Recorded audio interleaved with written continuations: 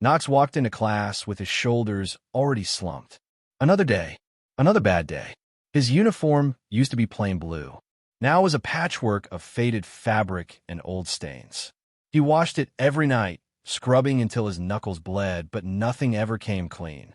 The dirt felt like part of the cloth, a permanent mark of everything he had no answer for. After years of this, something inside him had shut down. Feeling less hurt was easier than feeling anything at all. He slid into his usual seat at the back and tried to make himself as small as possible. Ms. Joy stood at the front, speaking in the same monotonous tone she always used. He could not focus on her words. He could feel their eyes, the whispers that always followed.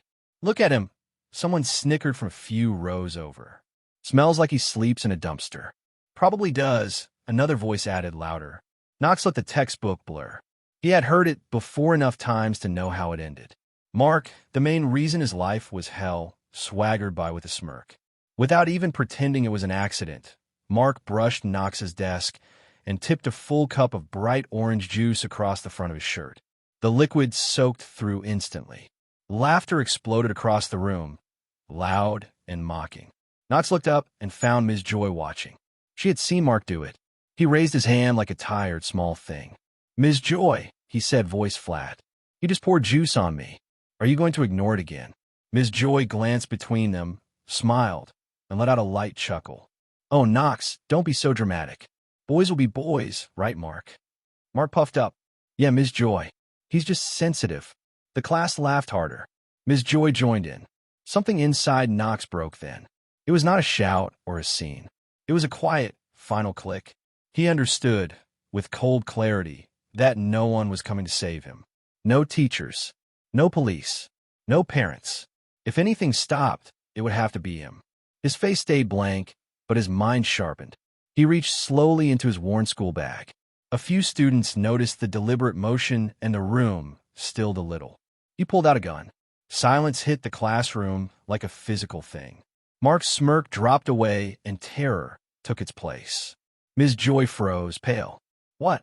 Knox, what are you doing?" she said, voice shaky. He did not answer. He looked at them one by one.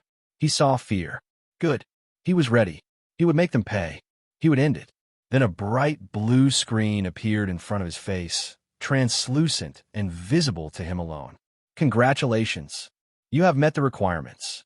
First player chosen. You have won the system." He blinked. The gun felt less steady. System? Requirements? Won what? The others only saw him staring at empty air. They did not hear the words. They watched him freeze, wondering if he had finally lost his mind. The ground began to shake. Not a small tremor. The room shuddered as if the world itself were being torn. Desks toppled and shelves crashed. Students screamed and stumbled over each other. Ms. Joy shrieked and dove under her desk. Knox grabbed the windowsill to steady himself and watched the chaos, the blue screen still hovering in his vision. The shaking went on and on. When it finally stopped, the room was a wreck, and the silence that followed was thick with whimpers. New text appeared on the blue screen. Merge complete. Current world population, 20 billion. Dungeons have been placed throughout the world. Mana has been injected into the atmosphere. Good luck, Player Knox. The words winked out. He stood in the ruined classroom, gun in hand, facing what looked like a different Earth. Player Knox. Dungeons. Mana. He had no idea what any of it meant. Ms. Joy crawled out from under her desk, hair in disarray and face streaked with dirt. Is everyone okay?" she asked, voice trembling. "What was that? An earthquake?" No one answered. They stared at the destruction or at Knox, who had not moved. Mark, shaking, pointed at him. "It's him. He did something." "Don't be ridiculous," Ms. Joy snapped, though she looked at Knox with unease. "How could he cause an earthquake? He had that thing out right before it happened." Mark insisted. Knox ignored them. 20 billion. Merge complete. Dungeons. The words spun in his head like a game he could not place. A terrified scream cut off in the hallway. Everyone froze. "Someone's out there," someone whispered. Ms. Joy tried to take control. "Stay in the classroom. It is not safe." Her voice sounded thin. As a few students edged toward the doorway to peek, another blue screen, popped into Knox's view. New mission issued. First dungeon alert.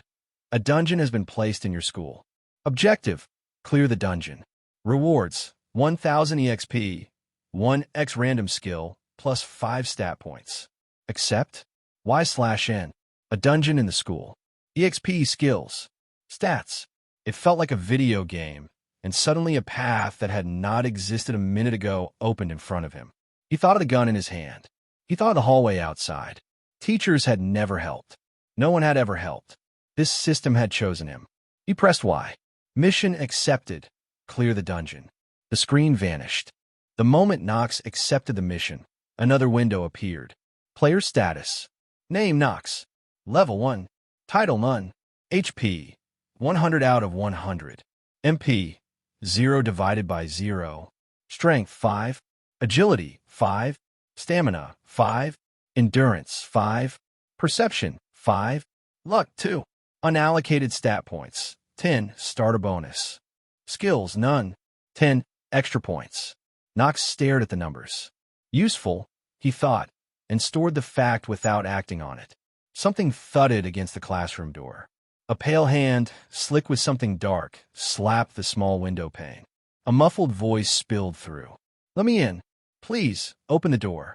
Students near the doorway screamed and scrambled back over broken chairs. Then a monstrous roar rolled down the hall, low and animal, like a gigantic, furious dog. The classroom tipped from nervous to outright panic. People were shouting, some were crying. "What was that?" someone yelled. "Oh God." Another whispered, pressed against the wall. Heavy bangs hammered the door. The wood groaned and splintered under the blows, accompanied by a guttural growl. "They're trying to get in." Mark shrieked, white as a sheet. Ms. Joy tried to steady the room. "Everyone stay calm. Stay away from the door." Her voice was thin and shaking. The doors came apart with a crash. 2 creatures tumbled in. Dog-shaped, but all wrong. 2 large, patchy fur rows of teeth that did not belong on anything that size. Those who could moved toward the far wall. All eyes landed on Knox. He still held the gun, loose in his hand. "Knox, do something," a girl cried. "You have a gun. Shoot them," a boy shouted. Knox did not look at the monsters. He looked at the students. He did not feel for them. Ms. Joy stepped forward. "Knox, please. We need your help." Mark, either desperate or reckless, lunged for the weapon. "Give me that gun. You don't know what you're doing." Knox reacted before thought. He raised the gun and fired. The shot echoed. Mark froze, a dark spreading stain on his chest, then collapsed. Screams tore through the room. Ms. Joy covered her mouth, eyes wide with horror. Knox spoke, calm and flat. "You want my help now?" He swept his gaze across their faces. "Where were you when I was getting beaten? When Mark made my life hell? You watched and laughed. Ms. Joy, you laughed." He pointed the gun at the fallen student. "You told me boys will be boys. Fine. This is me being a boy." His voice went colder. "I hate every one of you. I can make this end right now, just like him." He paused. "But maybe the things outside will do it for me, and it'll be better to watch." A girl sobbed. "No, Knox, please don't. We're sorry, okay? Help us." "He's crazy. He'll let them kill us," someone else shrieked. The beast advanced a few steps into the room, growling. More shapes moved in the hallway. Knox ignored their pleas. The blue stat screen reappeared for him alone. He stared at unallocated stat points. 10. After a beat, he poured all 10 into strength. Strength, 5/15. He turned away from the terrified faces, walked to a shattered window, and dove through the jagged opening. 2 stories down, the drop should have hurt, but the ground crumpled under his landing and his legs took it as if nothing had happened. The new strength registered as a dull, useful fact.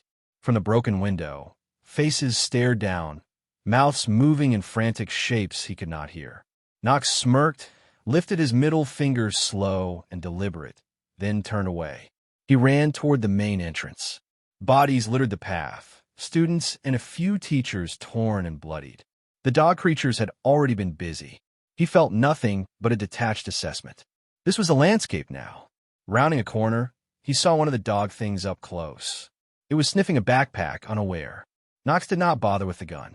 He wanted to test what those 10 points could do. He sprinted. The creature snapped at him, jaws aiming for his arm. He dodged, closed the distance, and grabbed its upper and lower jaw. The flesh was tougher than it looked. The beast thrashed and clawed, but his grip held. With a grunt, he pulled. The creature's struggle ended with a sick tearing sound, and it slumped to the ground. Knox wiped his hands on his pants and glanced at the blue notification that popped up. You have slain a dog cur. EXP plus 10. EXP, he said under his breath. Just like their games. 10 experience points. He wondered how many more until what a level would change. For now, the mission to clear the dungeon was the only plan that made sense. He looked back at the ruined entrance and, almost casually, said to himself, this is going to be fun. Hey everyone, Firescale Audiobooks here. If there's a novel you'd love to hear more of, you can support us on Patreon or Ko-fi. Depending on your tier, I'll make extra parts just for the stories you're most excited about. Usually I can only upload 4 to 5 parts of each novel, but with your support, we can go beyond that. And of course, don't forget to hit subscribe. It helps more than you know. Ava's lungs were burning. She had been running for what felt like hours, but was probably only 20 minutes since those things broke into the cafeteria. Her backpack bounced against her spine with each step, and she could hear one of those dog creatures getting closer behind her. She turned the corner near the science wing and almost tripped over a pile of debris. The whole school looked like a war zone. Windows were shattered everywhere, lockers were bent and twisted, and there were dark stains on the walls that she really didn't want to think about. The growling behind her got louder. She risked a look back and saw the thing gaining on her. It was one of those horrible dog-like monsters, but bigger than any dog she had ever seen. Its teeth were way too long, and it had this patchy, gross fur that looked wet with something dark. Shit, shit, shit, she whispered, pushing herself to run faster, even though her legs felt like jelly.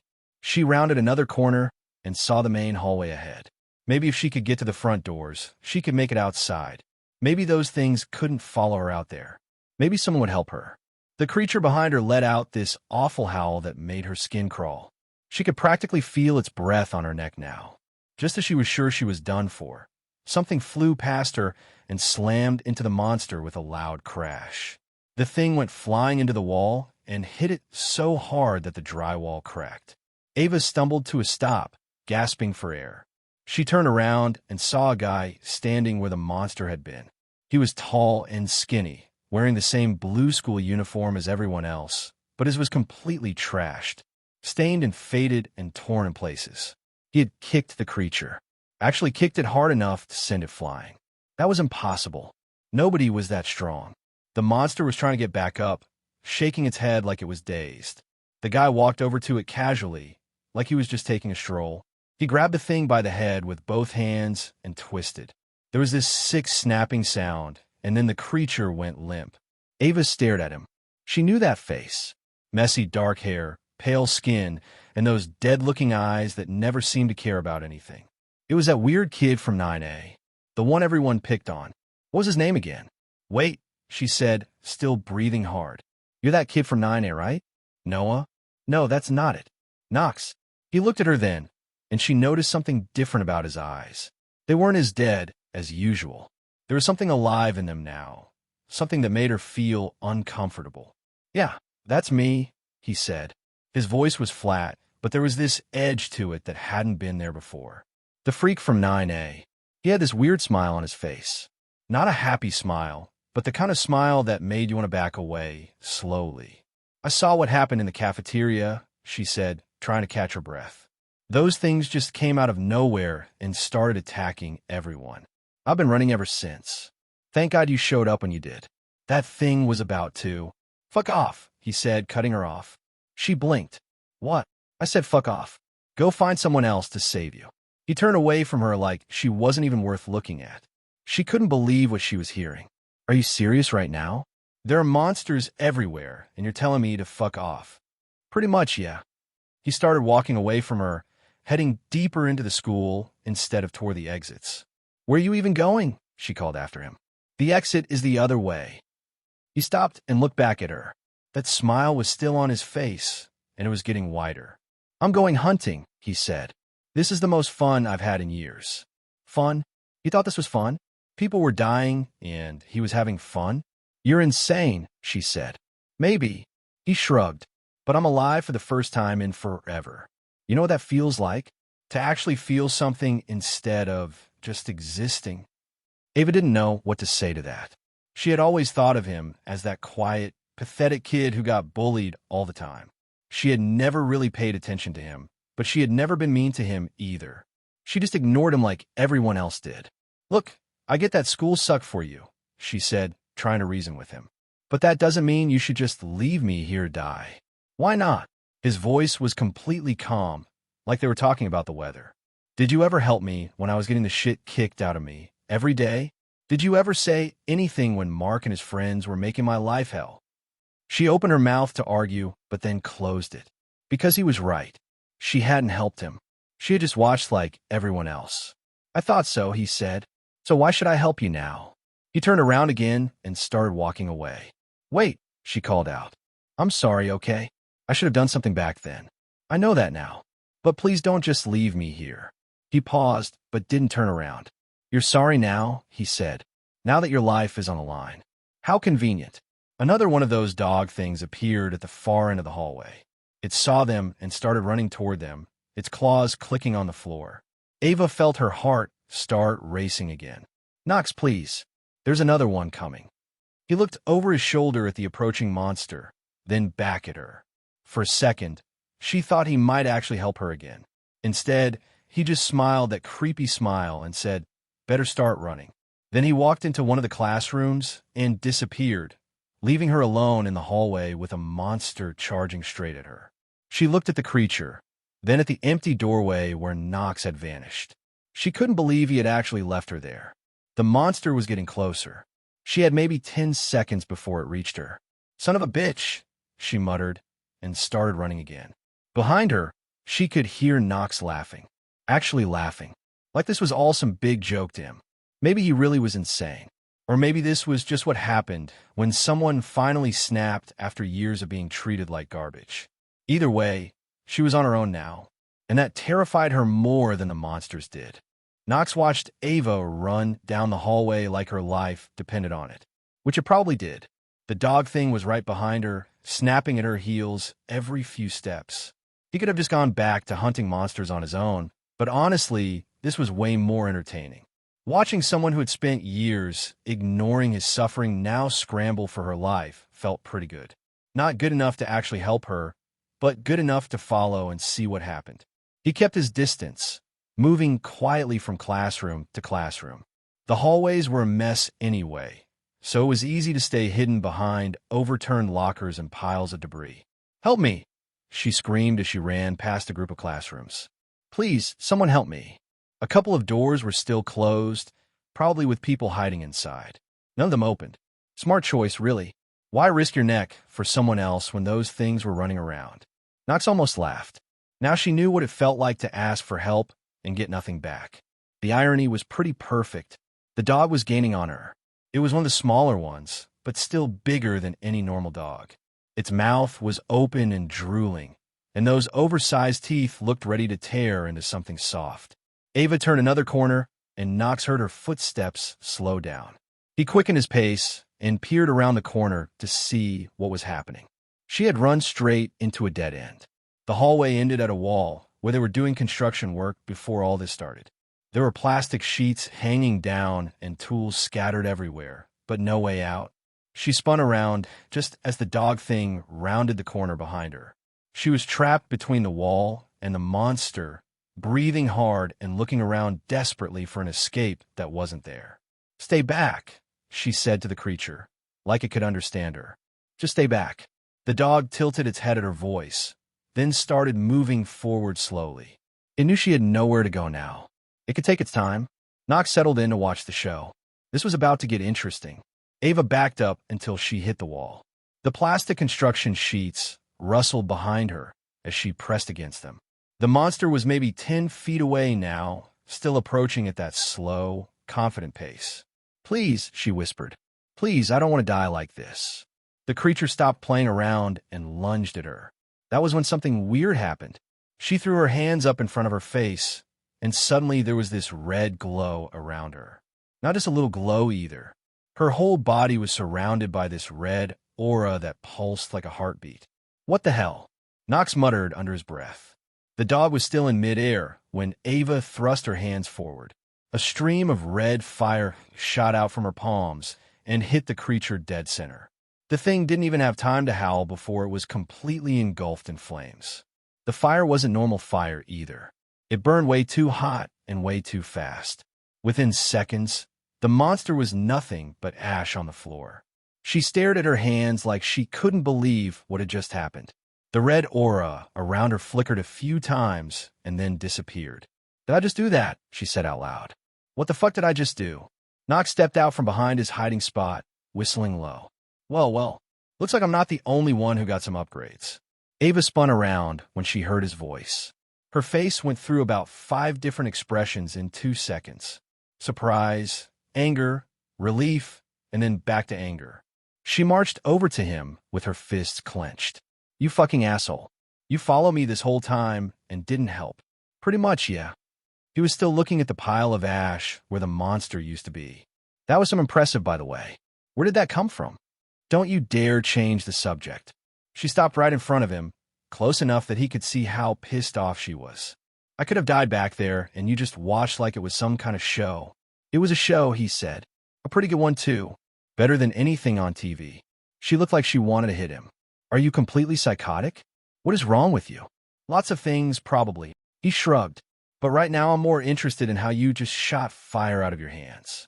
Did you get one of those blue screen things, too?" She blinked at him. "Blue screen things? What are you talking about?" "The system messages. The stats and skills and all that game stuff." He studied her face. "You really don't know what I'm talking about, do you?" "I have no idea what you're saying." She held up her hands and stared at them again. "I was about to die, and then this happened. I don't know how or why." He frowned. That was interesting. He had gotten his system right before the earthquake, but maybe other people were getting theirs at different times. Or maybe they were getting different versions. "So you just manifested fire powers out of nowhere?" he asked. "I guess so." She looked confused and scared. "This is all so fucked up. First those monsters show up, then the school gets destroyed, and now I'm shooting fire like some kind of superhero. None of this makes sense." "Welcome to the new world," he said, "where nothing makes sense and everything wants to kill you." "And you're enjoying this," she said. It wasn't a question. "Hell yes, I'm enjoying this." He grinned at her. "For the first time in my life, I'm not the weakest person in the room. I can actually fight back instead of just taking whatever shit people throw at me." "So your solution is to become a monster yourself?" "My solution is to survive and have some fun while I'm doing it." He gestured at the ash pile. "Besides, you just killed something too. How did that feel?" She opened her mouth to argue, then closed it. He could see her thinking about it. "It felt good," she admitted quietly. "It felt really good to not be helpless." "There you go." He nodded. "Now you're starting to get it." "But that doesn't mean I have to be an asshole about it," she said. "I'm not going to leave people to die just because I have powers now." "Your choice." He started walking back down the hallway. "But don't expect everyone else to be as noble as you are. This world is going to chew up people like you and spit them out." "Where are you going?" she called after him. "Back to hunting." He didn't bother looking back. "Try not to burn the school down while you're playing with your new toy." "Hey, wait for me, you jerk." He could hear her following him, but he didn't slow down. Having another powered person around might be useful, but he wasn't about to start being nice just because she could shoot fire. She would have to prove herself first. And based on what he had just seen, that might actually be interesting to watch. Knox stood at the entrance to the cafeteria and took in the chaos. Tables were flipped everywhere, chairs scattered like someone had thrown a tantrum. There were at least a dozen of those dog creatures prowling around, sniffing at overturned lunch trays and the occasional backpack. A few students were huddled behind the serving counter, looking like they were about to piss themselves. Perfect. More targets. He heard Ava's footsteps behind him, getting closer. She was breathing hard and sounded exhausted.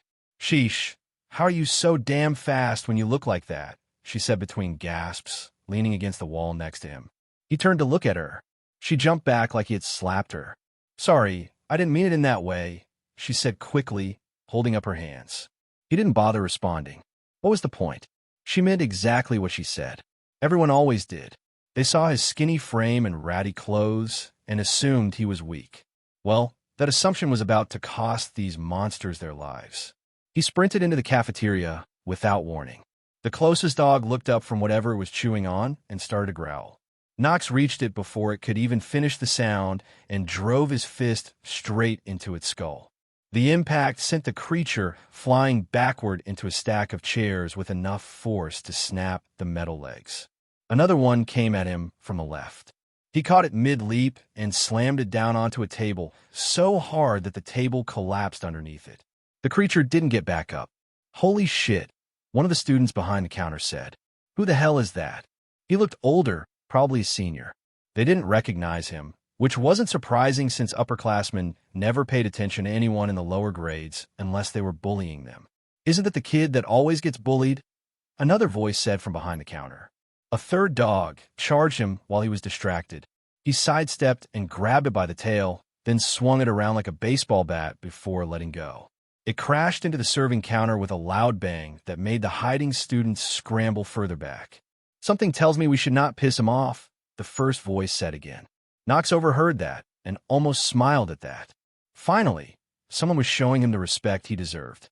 Too bad it took a bunch of monsters and supernatural strength for people to notice him. Two more creatures approached him from different angles, trying to coordinate their attack. Smart for dogs, but not smart enough. He grabbed the nearest lunch tray and threw it like a frisbee. The metal edge caught the first creature right in the neck and nearly took its head off.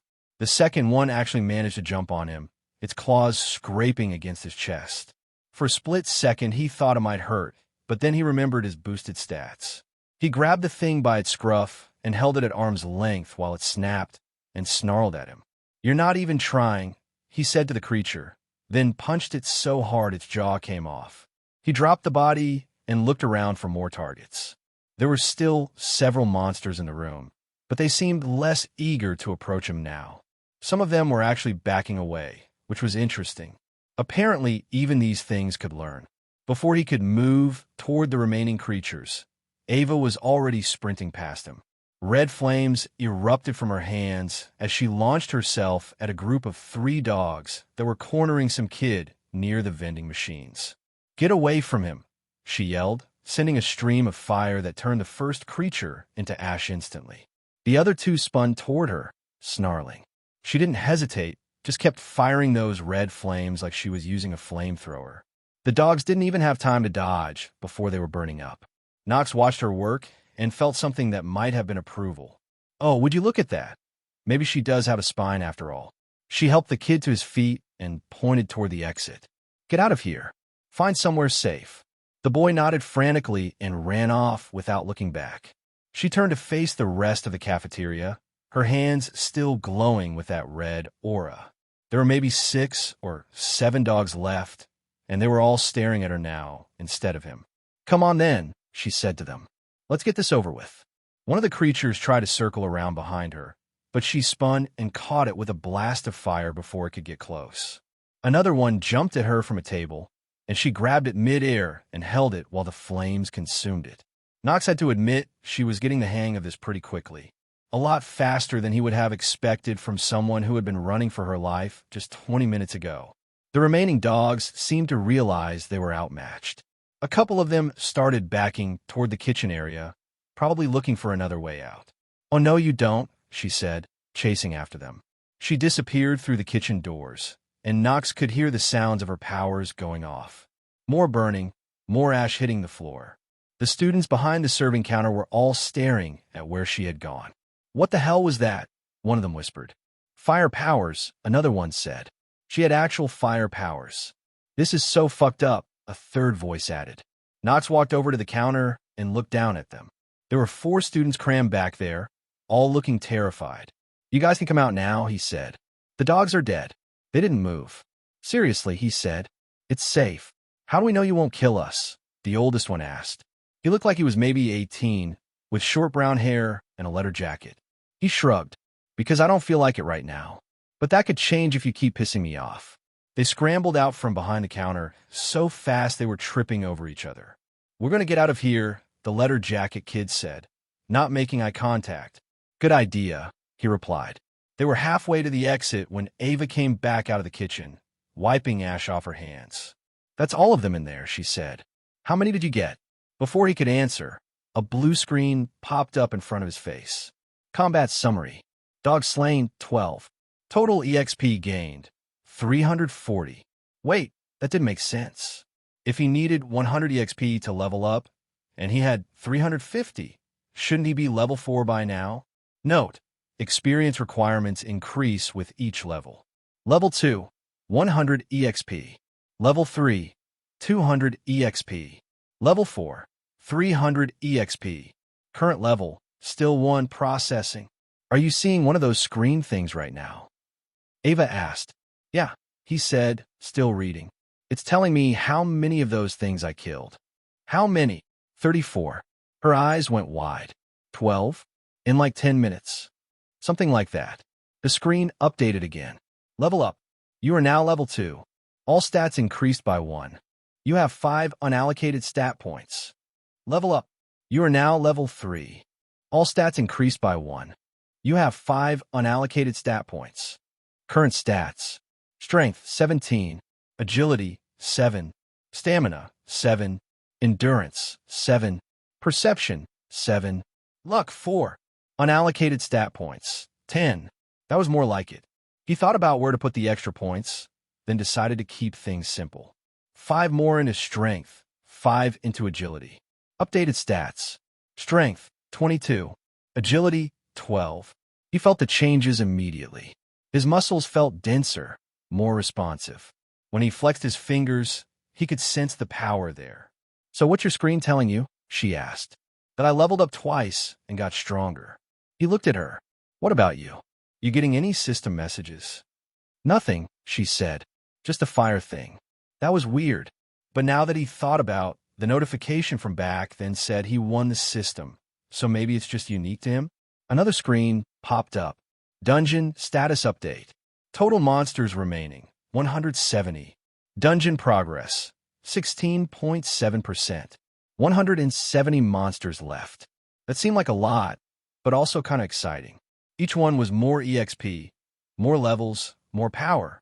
"We need to keep moving," he said to Ava. "There's still a lot more of these things around." "We?" she asked, raising an eyebrow.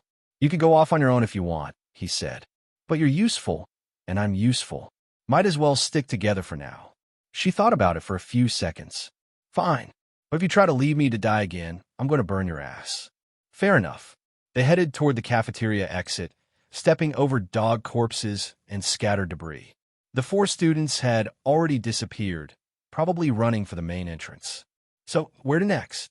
she asked. He looked down the hallway. He could hear growling coming from the direction of the gymnasium, and there was scratching sound from the second floor. "Gym first," he said. "Sounds like there's a whole pack down there." "Lead the way," she said, and he could hear the excitement in her voice now instead of fear. Yeah, she was definitely getting the hang of this. Jax threw another one of those creatures across the gym like it was a stuffed animal. The thing hit the wall with a loud crash and didn't get back up. He was breathing hard, but he felt good. Really good. "Holy shit, Jax!" Tommy shouted from behind the bleachers where most of the group was hiding. "How are you doing that?" "I don't know, man," he called back, grabbing another dog by the scruff of its neck. "But I'm not complaining." He had always been strong. Captain of the wrestling team, could bench press more than anyone else in school. But this was different. This was like having the strength of 10 guys all rolled into one. When the earthquake hit and these monsters showed up, something inside him just clicked. Like his body finally matched what he had always felt he was meant to be. Diana was watching him from the sidelines with this huge smile on her face. She looked proud, which made him want to show off even more. "Babe, you're amazing," she said when he tossed another creature aside. "I always knew you were special." "Yeah, well, today everyone gets to see it," he said, wiping sweat from his forehead. There were maybe 20 students crammed into the gym with them. Most of the athletes had been here when everything went to hell, plus some random kids who managed to find their way inside. They all looked at him like he was some kind of superhero. "What do you think happened to us?" Diana asked, walking over to stand next to him. "I mean, where did your strength come from?" "No clue," he said. "But right now I'm just focused on keeping everyone safe." And he meant it. These people were counting on him. His friends, his teammates, his girlfriend. He wasn't about to let them down. "You think there are more of those things out there?" asked Sarah, one of the cheerleaders who had been in the gym when it all started. "Probably," he said. "But we're safe in here as long as I can keep them out." He had been doing a pretty good job so far. Every time one of those dog monsters tried to get through the doors, he was there to meet it. His fists were like hammers now. Nothing could stand up to him. That was when the whole building started shaking again. "Another earthquake?" Tommy asked, looking around nervously. "No," he said, his stomach dropping. "That's not an earthquake." Something was coming. Something big. He could feel it in his bones, like bass from a really loud speaker. The footsteps were too heavy, too purposeful. The gym doors exploded inward. What came through wasn't just another one of those dogs. It was huge, maybe the size of a small car, with muscles that looked like they were carved from stone. Its teeth were longer than Jax's fingers, and its eyes were glowing red. Behind it came at least a dozen of the smaller dogs, all snarling and snapping at the air. "Oh fuck!" someone screamed from the bleachers. The big one looked around the gym slowly, like it was taking inventory. When its eyes landed on Jax, it smiled. Actually smiled, showing rows of those massive teeth. "Well shit," Jax muttered. "This is going to suck." The big dog let out a roar that made everyone in the gym cover their ears. Then it did something that made Jax's blood run cold. It looked at the smaller dogs and growled something that almost sounded like words. The pack spread out, surrounding the group of students. They moved with purpose now, like soldiers following orders. "Jax!" Diana shouted. "What do we do?" "Stay behind me," he said, but he wasn't sure how much good that was going to do. There were too many of them and only one of him. The first wave of smaller dogs attacked all at once. Jax managed to grab two of them and slam them together, but another one got past him and went straight for the students. "Help!" Sarah screamed as one of the creatures tackled her to the ground. Jax spun around and kicked the thing off her, but while he was distracted, two more got through. One of them jumped on Tommy and tore his throat out before Jax could reach him. "No!" he yelled, punching the creature so hard its head exploded. But it was too late. Tommy was already gone. More students were screaming now. The pack was working together, keeping him busy while others picked off the people he was supposed to protect. "Jack's behind you," Diana shouted. He turned just in time to see the big dog charging at him. He braced himself for impact, but the thing hit him like a freight train. His enhanced strength was nothing compared to this monster. It sent him flying across the gym and into the wall. He hit the concrete hard enough to crack it and slumped to the floor. Everything hurt. His ribs felt broken, and he was pretty sure his shoulder was dislocated. It stalked toward him slowly, like it had all the time in the world. Around the gym, the smaller dogs were still attacking the students. He could hear Diana screaming his name, but he couldn't see her through the chaos. "Why am I so fucking weak?" he gasped, trying to push himself back to his feet. It stopped right in front of him and tilted its head. Then it spoke, and its voice was like gravel in a blender. "You thought you were strong," it said, "but you are nothing but food for us. My master will be pleased." It raised one massive paw to crush his head. That was when Diana came flying out of nowhere. "Get away from him," she screamed, jumping onto the creature's back and trying to choke it. It just reached back and grabbed her, then threw her across the gym like she weighed nothing. She hit the far wall and crumpled to the floor. "Diana!" Jax shouted, finding the strength to get back on his feet. She was trying to get up, but she was shaking all over. Blood was running down her face from where she had hit the wall. But she was looking at him with this determined expression that made his chest tight. "I'm not letting you die," she said through gritted teeth. Her eyes started glowing purple. Not just a little bit, but bright enough that Jax could see it from across the gym. The air around her began to shimmer. "Diana, what are you doing?" She raised her hands, and suddenly every loose object in the gym started flying through the air. Basketballs, pieces of broken concrete, metal folding chairs. All of it flew straight at the big dog like she was controlling it with her mind. The creature got pelted with debris, but it just stood there and let it happen. When the last chair bounced off its hide, it looked over at Diana and laughed. "Is that all?" it asked. Her eyes went wide. "No," she whispered. Then she collapsed. The big dog turned back to Jax, who was already moving. While it had been distracted by Diana's attack, he had gotten close enough to land a real hit. He put everything he had into an uppercut that connected right under the creature's jaw. The impact sent the monster flying backward, and it crashed into the gym wall hard enough to leave a crater. "Got you, you piece of shit," he panted, running over to check on Diana. She was unconscious, but still breathing. He knelt down next to her and checked for serious injuries. She had a concussion for sure, but nothing that looked life-threatening. "Diana, can you hear me?" he asked, gently shaking her shoulder. She didn't respond. Behind him, he could hear the other students crying and calling for help, but there were a lot fewer voices than there had been a minute ago. He looked back at the crater in the wall where the big dog had landed. It wasn't moving.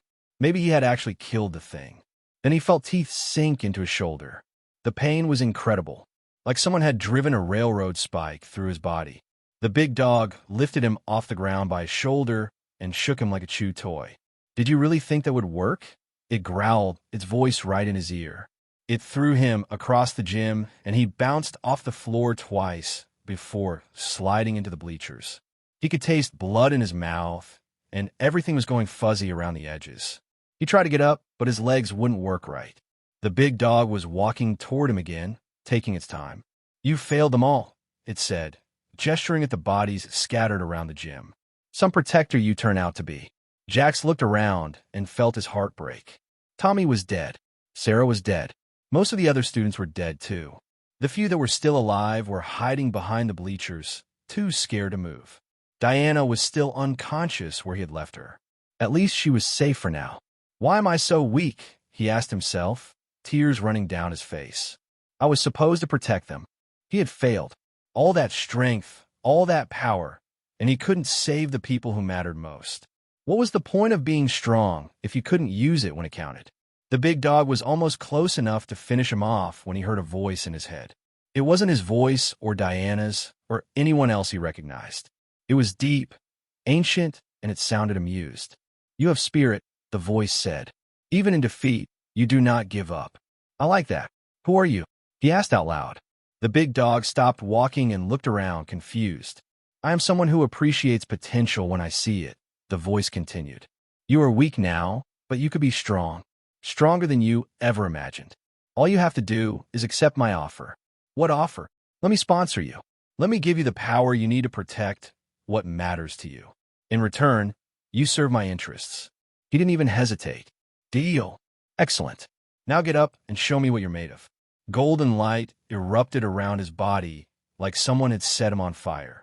But instead of burning, it felt warm and powerful.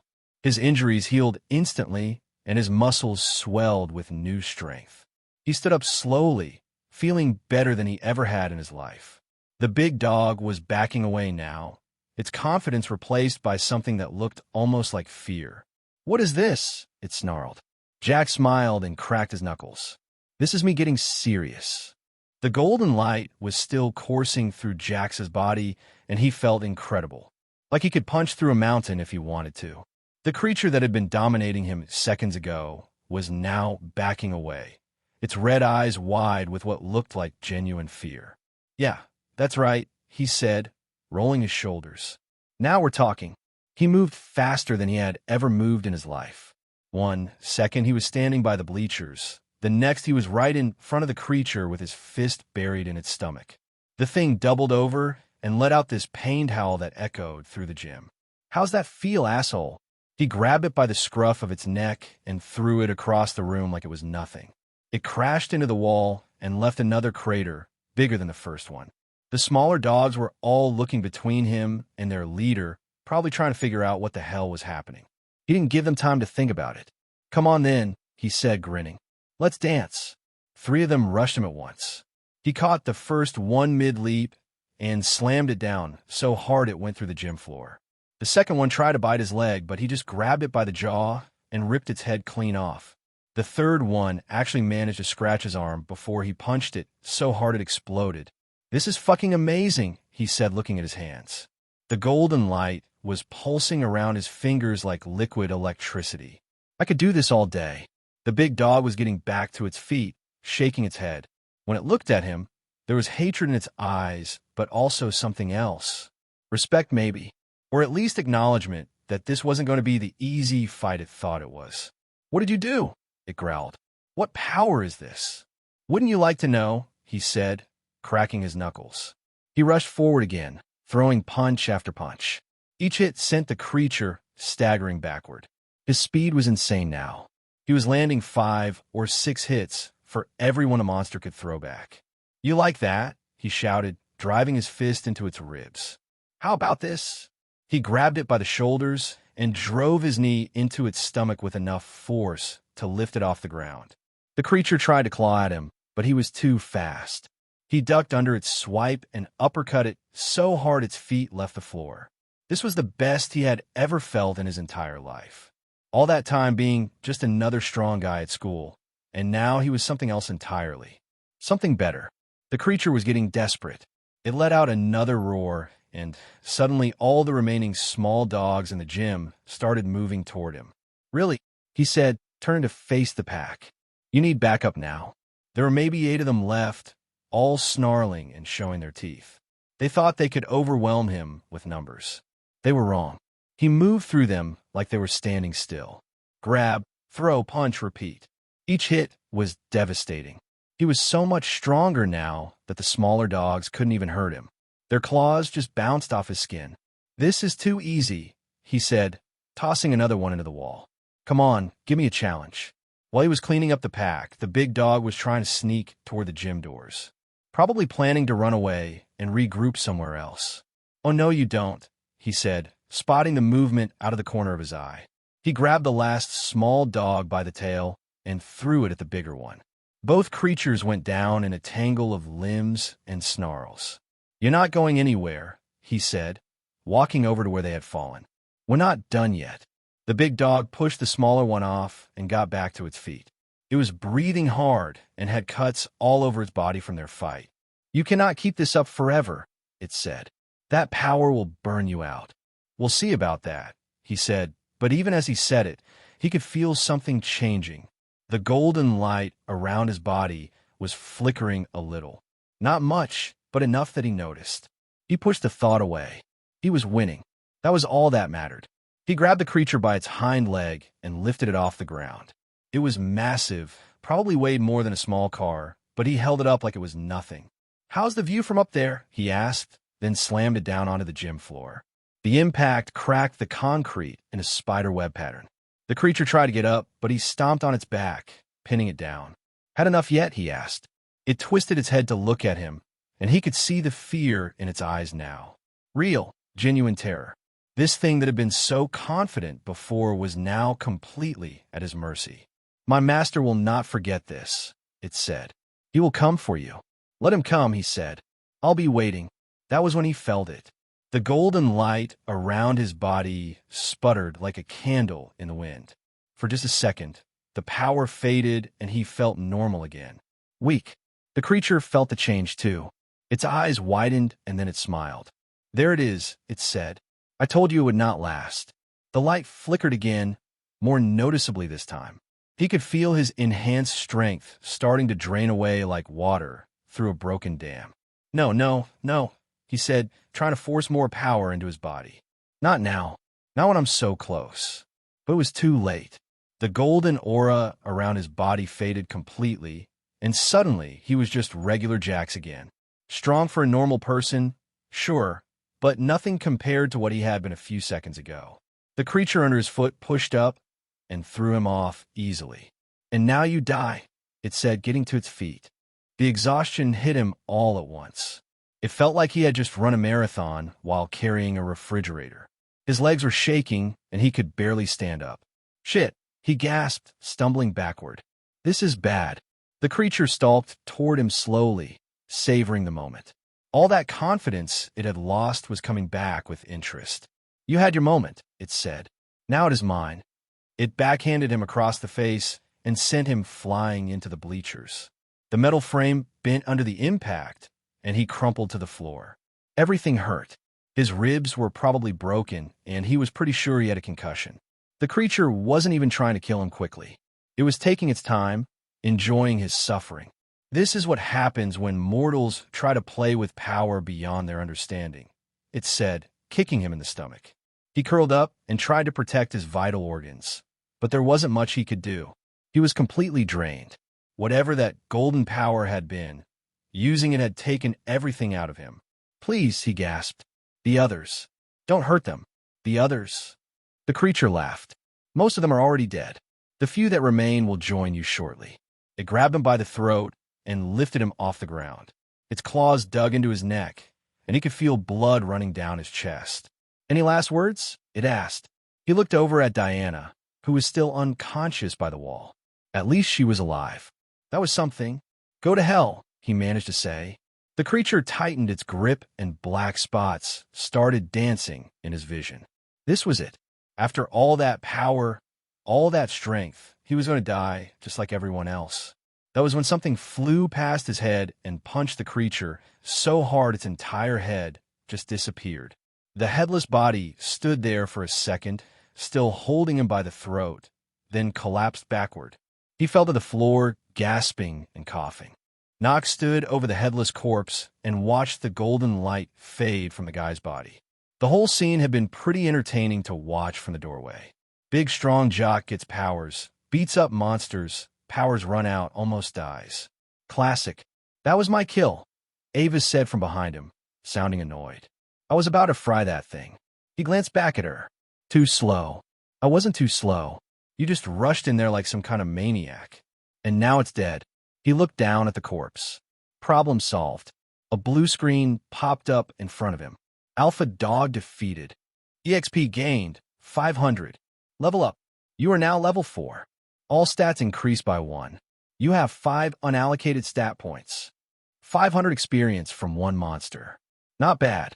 He put 3 points into strength and 2 into agility, then dismissed the screen. Are you even listening to me? Ava asked. Not really, no. He walked over to examine the other dead dogs scattered around the gym. Most of them had been killed by the jock before his power ran out. Looks like someone had fun in here. The jock was still on the floor, breathing hard and looking like he had been hit by a truck. There was a girl unconscious near the wall who looked like she had also been in a fight.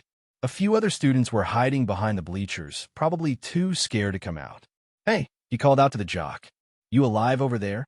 The guy struggled to sit up, wincing with every movement. Yeah, barely. What was that golden light thing? Some kind of power? I don't know. He looked at his hands like he was expecting them to start glowing again. Someone offered me a deal, and I took it.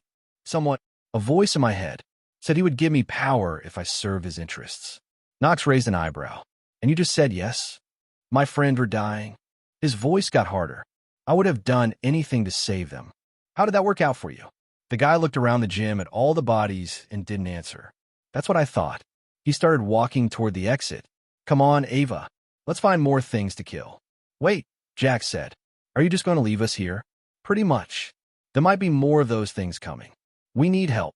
He stopped and turned around. And what exactly do you bring to the table? Your golden power is gone, and you can barely stand up. I'm still strong. Stronger than normal people. So is she. He pointed at the unconscious girl. I saw her throwing stuff around with her mind before you powered up.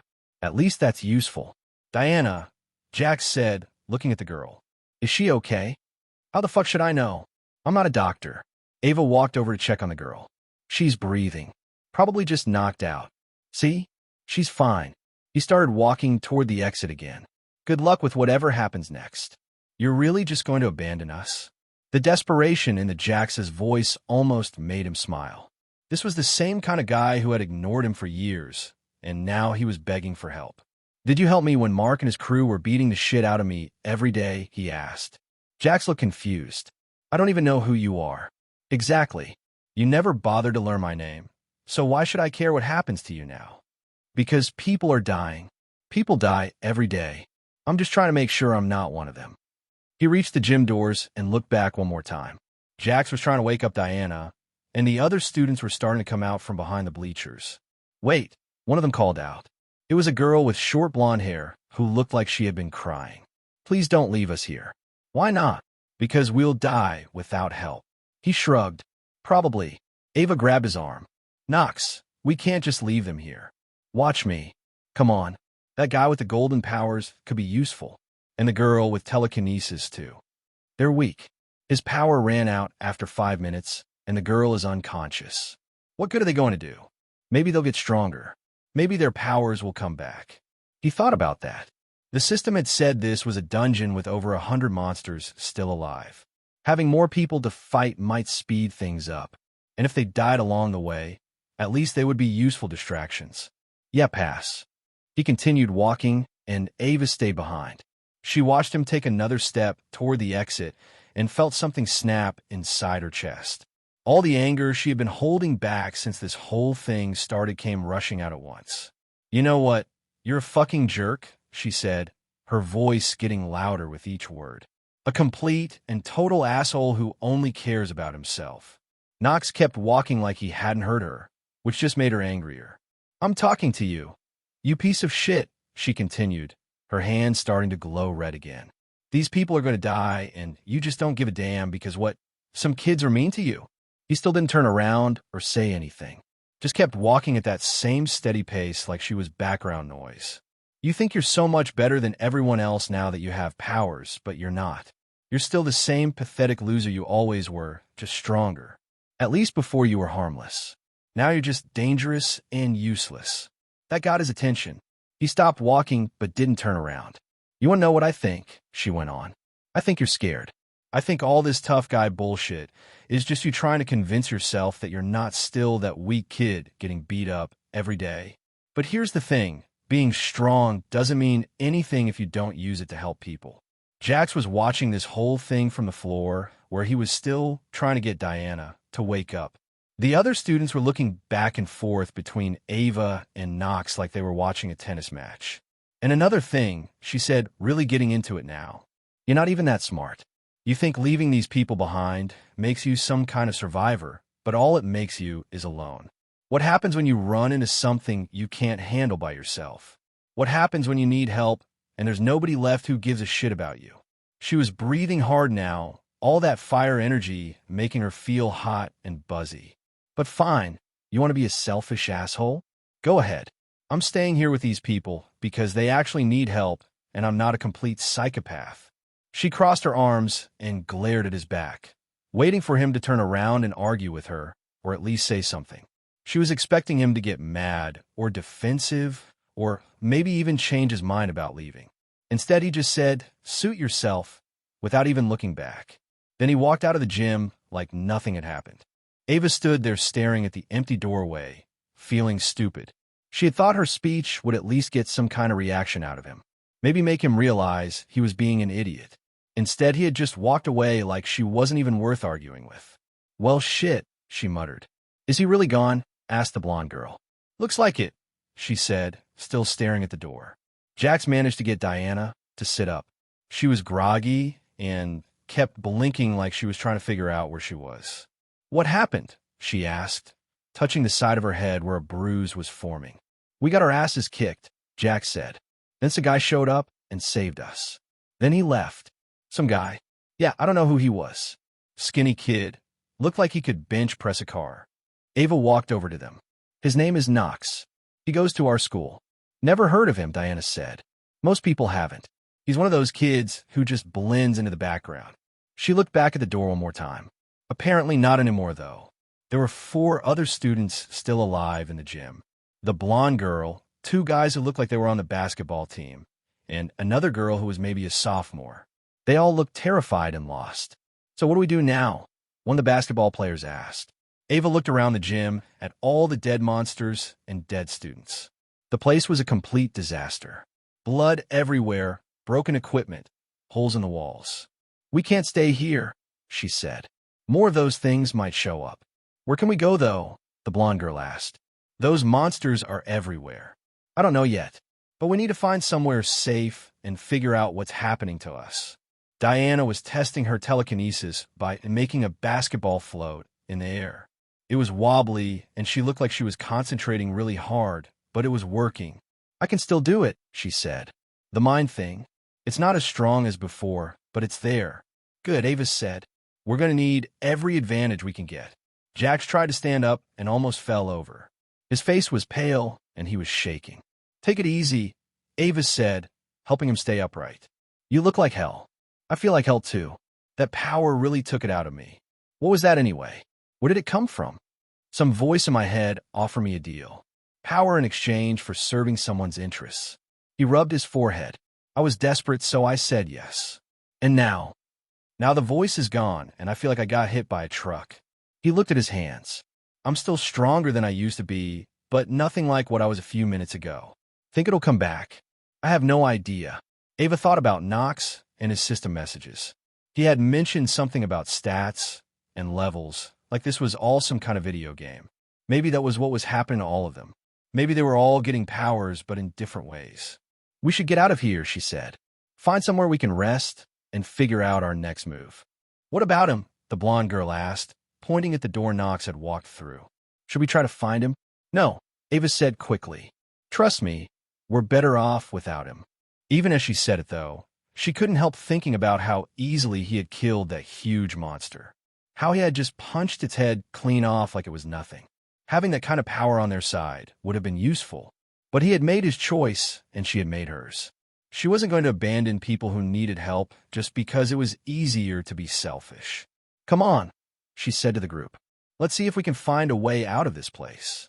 As they started gathering up what supplies they could find, Ava couldn't shake the feeling that they were making a mistake. Not staying to help these people, but letting Knox walk away. Something told her they were going to need him before this was all over.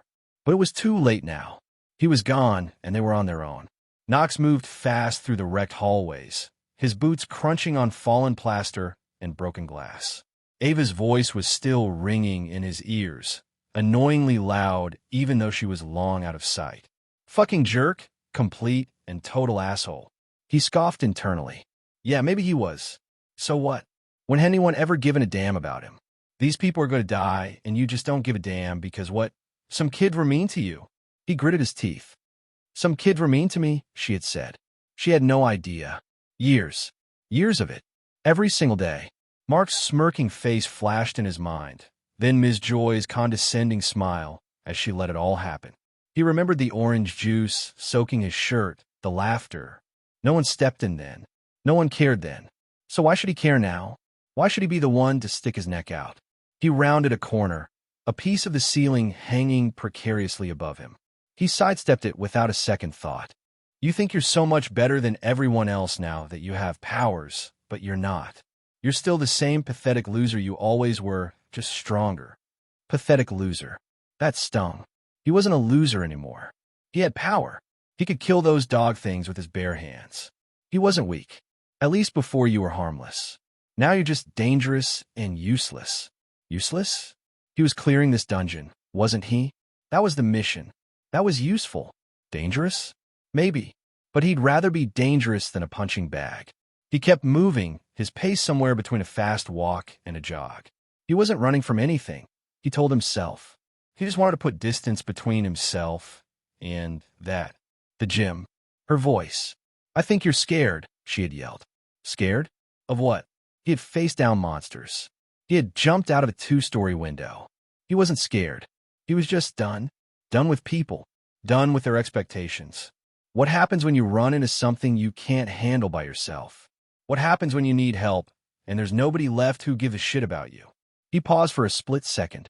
That one was a little harder to shake off. He had always been alone. He was used to it. But this new world, these monsters, what if she was right? What if he didn't need help at some point? Who would he turn to? The thought was irritating. He didn't want to need anyone. He kicked a loose chunk of concrete out his path.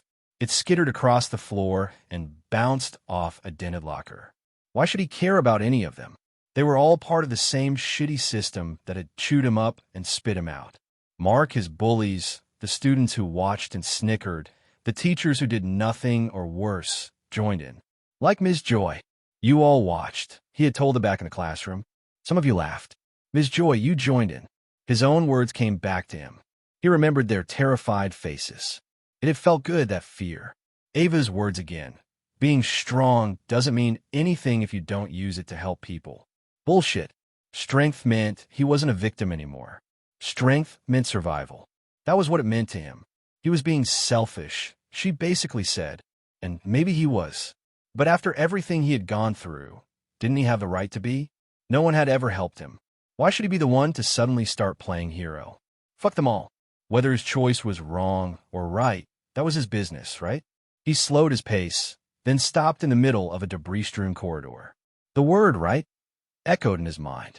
He hated that tiny note of uncertainty. Fuck, he muttered under his breath. Her stupid speech was really messing with his head. He didn't like feeling conflicted. He liked things simple. Kill monsters, get stronger, survive. That was simple.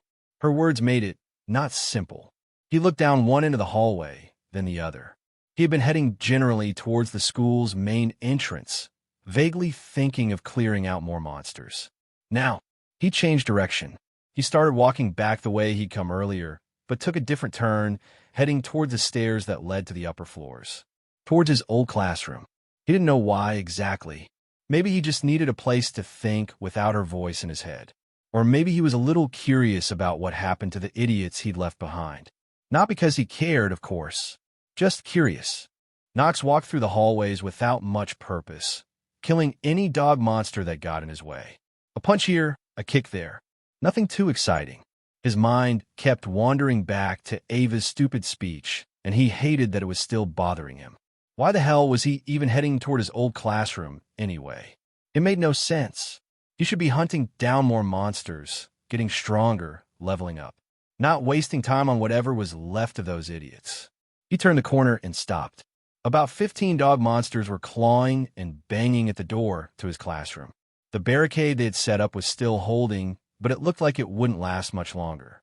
The wood was splintering, and he could see gaps forming. He just stood there watching. Part of him wanted to see what would happen when the barricade finally gave way. Would they scream? Would they fight back? Would they die like all the others? But there was this other part of him that felt annoyed. Not worried. Definitely not worried. Just annoyed that he was even standing here thinking about it. Sigh.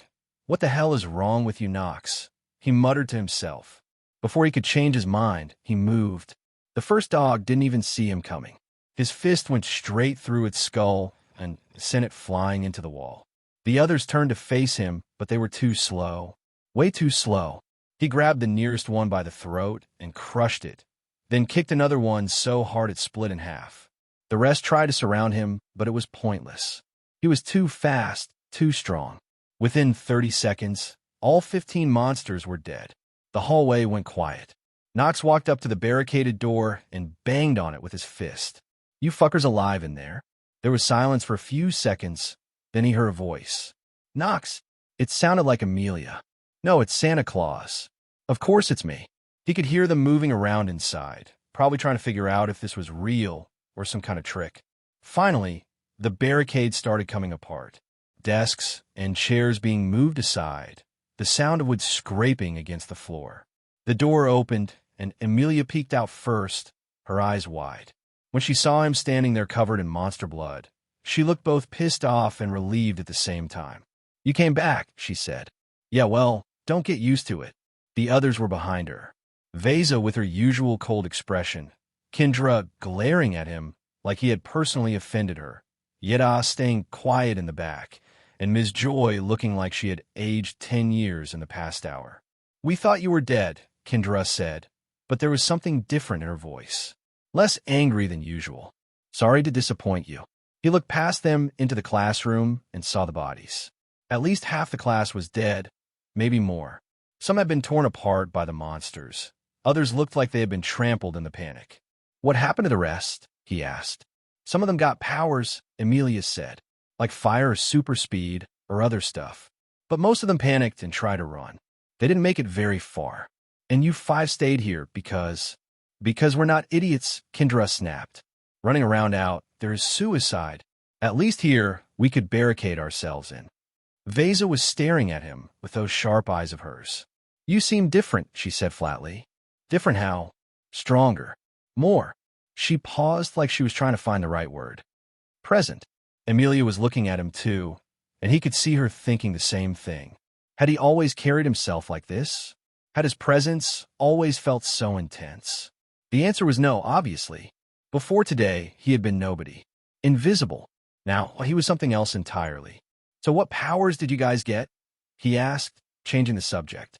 I can make plants grow really fast, Amelia said, holding up her hands. Not super useful against monsters, but it's something. I can freeze things, Vesa said simply. I can make my skin really hard like armor, Kendra added, then glared at him. Not that it's any of your business. What about you? He asked Yada. She just shook her head. Nothing yet. Ms. Joy cleared her throat. I can sense when dangerous creatures are nearby. It's not much, but it helped us know when to reinforce the barricade. So you've been sitting here doing nothing while monsters roam the school. What were we supposed to do? Kendra shot back. Go out there and get ourselves killed like everyone else. Fair point. He turned around and started walking away, but Amelia called after him. Wait, where are you going? Back to hunting. There's still a lot of monsters left in this place. You're just going to leave us here again? He paused but didn't turn around. You seem to be doing fine on your own. Knox, she said, and there was something in her voice that made him stop. Why did you come back? He thought about that for a second. He could lie, make up some excuse about needing supplies or checking for survivors. But the truth was he didn't really know why he had come back. Ava's words were still echoing in his head, and it was pissing him off. I'm glad at least some of you survived, he said without turning around. The words surprised him as much as them. He didn't mean that. Not really. Or maybe he did, and that was what bothered him about it. Before anyone could respond, the whole school started shaking. Not like an earthquake this time, but like something massive was moving around.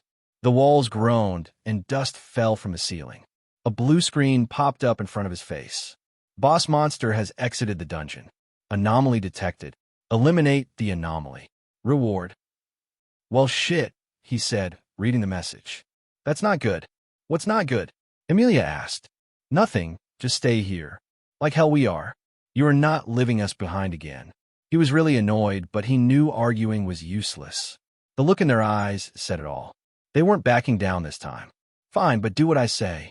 I'm the leader, he said, crossing his arms. Deal, Amelia said quickly before anyone else could object. Kendra looked like she wanted to argue, but Vesa elbowed her in the ribs. We need him, she said quietly. Don't be stupid. Whatever, Kendra muttered. They wasted no time getting ready. Amelia grabbed a backpack and started shoving supplies into it. Vesa found a metal pipe that looked sturdy enough to use as a weapon. Kendra was already flexing her fingers, testing her armor power. That was when a new window appeared. He blinked and read it twice to make sure he wasn't seeing things. The hell. Party invitation. Amelia, Vesa, Kendra, and Yeda wish to join your party. Accept? Y/N. He noticed Ms. Joy wasn't included in the list. That meant she didn't want to join, or maybe the system knew she was planning to stay behind. Either way, it was interesting that Ava hadn't gotten this message.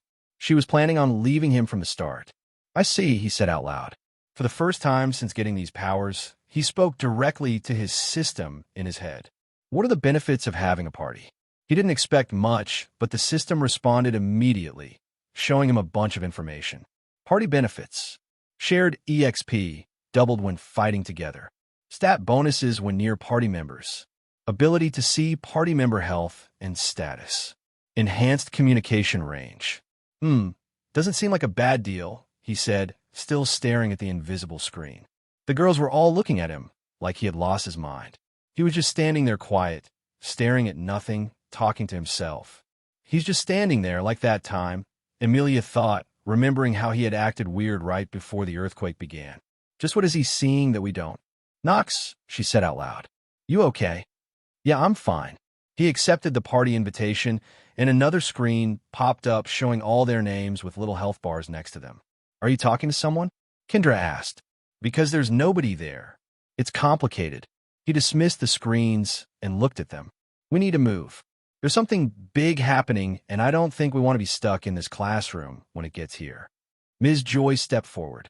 I'm staying here, she said. This room is defensible, and I'm not a fighter. That's probably smart, he said. He didn't really care what she did anyway. Be careful, she told the girls. All of you. Amelia hugged her quickly. We'll be back. No, you won't, Ms. Joy said, but she was smiling sadly. But that's okay. Go do what you need to do. They left her there with some supplies and the barricade. Nox led them out into the hallway where the dead dog monsters were still scattered around.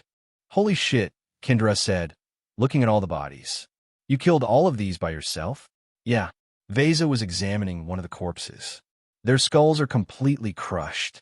How strong are you exactly? Strong enough. He started walking down the hallway, and the girls followed behind him. He could hear them whispering to each other, but tried to ignore it. Why the hell had he agreed to let them come along anyway? They were all level 1 according to his party interface. Basically useless in a real fight. So, where are we going exactly? Emilia asked, jogging a little to catch up with him. Wherever the boss monster went. And how do we know where that is? He pointed down the hallway where there were huge claw marks gouged into the walls and ceiling. Like something massive had dragged itself through here not too long ago. Oh, she said. That's pretty obvious, actually. Kendra was trying to walk quietly, but kept stepping on broken glass and making noise. Every few steps, she would freeze and look around like she expected monsters to jump out at them. Relax, he said without turning around. I'll hear them coming long before you do. How do you know that? Because my stats are way higher than yours. Stats? Yada spoke up for the first time. Like in a video game? Something like that. Vesa was walking beside him now, studying his face. You can see things we can't see, right? Like information about us. He glanced at her. She was sharp. He had to give her that. Yeah. What does it say about me? Level 1. Ice powers. Pretty weak overall. She didn't look offended, just curious. What about you? What level are you? Higher. How much higher? High enough that I could kill all of you without breaking a sweat. That shut them up for a few seconds. Emilia looked nervous, but Kendra just got that stubborn look on her face. You wouldn't, though, Kendra said. Why not? Because you're not actually a psychopath. If you were, you would have left us to die back there. He stopped walking and turned to look at her. I thought about it. But you didn't. Yeah, well, don't read too much into it. They kept walking, and the girls went back to whispering among themselves. He caught bits and pieces of their conversation. Something about how different he seemed now compared to before. How he used to be invisible, and now he was like a completely different person. Hey, Nox, Emilia said after a few minutes. Can I ask you something? You're going to ask anyway. What was it like? Before all this happened, I mean. We never really talked to you at school. And there it was. The question he had been waiting for. He kept walking, but his jaw got tight. What do you think it was like? I don't know. That's why I'm asking. Must have been pretty fucking lonely, Kendra said. Nobody ever talked to you. You just sat in the back of every class and never said anything. Thanks for the observation. Yet I was being quiet again, but he could see her looking at him out of the corner of his eye, like she was trying to figure something out. We should have been nicer to you, Emilia said suddenly. Back then, I mean. It wasn't right how everyone just ignored you. He stopped walking. The girls almost bumped into his back. What did you just say? I said we should have been nicer to you. He turned around and looked at all 4 of them. They were standing there with these concerned expressions on their faces like they actually gave shit about his feelings. Are you fucking kidding me right now? What? Emilia looked confused. You're really going to stand there and act like you care about what happened to me? Now, after I have powers and can protect you. That's not what this is about, Kendra said. Bullshit. Where was all this concern when Mark was shoving my head in toilets? Where was it when I was eating lunch by myself every single day for 3 years? His voice was getting louder, and he could feel that familiar anger building up in his chest. The same anger that had been there when he killed Mark. We didn't know it was that bad, Emilia said quietly. You didn't know because you didn't want to know. None of you ever bothered to find out. But now that the world is ending and you need someone strong to keep you alive, suddenly you want to be my friend. Nox, that's not fair, Yada said. Fair? He laughed, but there was no humor in it. You want to talk about fair? What was fair about me getting beat up every day while the entire school watched and did nothing? Vesa was just staring at him with those cold eyes of hers. She didn't look surprised or defensive like the others. You're right, she said finally. We were all complicit. We saw what was happening, and we chose to look the other way because it was easier. At least you're honest about it. But that doesn't mean we can't try to do better now. Why should I believe any of you actually care? How do I know this isn't just you trying to manipulate me into protecting you? The hallway went quiet. He could hear his own breathing and the distant sound of something moving around in the school. Probably more monsters. Because if we were just trying to manipulate you, we would be a lot nicer about it, Kendra said. We'd be all fake sweet and telling you how awesome you are now. Instead of what? Instead of me calling you an asshole for abandoning us earlier. He looked at her for a long moment. She had a point. If they were trying to kiss his ass, they were doing a pretty terrible job of it. And besides, Amelia added, if we really didn't care about you as a person, why would we feel guilty about how we treated you before? Maybe because you're afraid I'll leave you behind again. Maybe, Vesa said. Or maybe we're actually capable of feeling bad about our past behavior. He looked at them. They weren't backing down or apologizing or trying to make excuses. They were just standing there taking whatever he wanted to throw at them. It was pissing him off even more because he couldn't tell if they were being genuine or not. And the fact that he cared about the difference was annoying as hell. Whatever, he said finally. Just stay close and try not to get yourselves killed. I'm not slowing down to save your asses if you can't keep up. Fair enough, Vesa said. They started walking again, but the mood was different now. Less chatty. The girls were giving him more space and talking quieter among themselves. He tried to focus on following the trail of destruction, but his mind kept wandering back to what they had said, about feeling guilty and wanting to do better. Part of him wanted to believe it was real, but a bigger part of him knew it was probably just survivor instinct kicking in. People didn't actually change. They just pretended to when it suited them. At least that's what he told himself as they made their way deeper into the ruined school. Knox stopped in the middle of the hallway and pulled up his stats. He had been walking around for an hour now, following the boss monster's trail, and frankly, he was getting bored. Time to see what all that monster killing had actually done for him. Level 8. Health 160-160. Strength 24. Agility 19. Unallocated points 0. Level 8. Not bad. He had put most of his points into strength because punching things really hard seemed to work pretty well so far.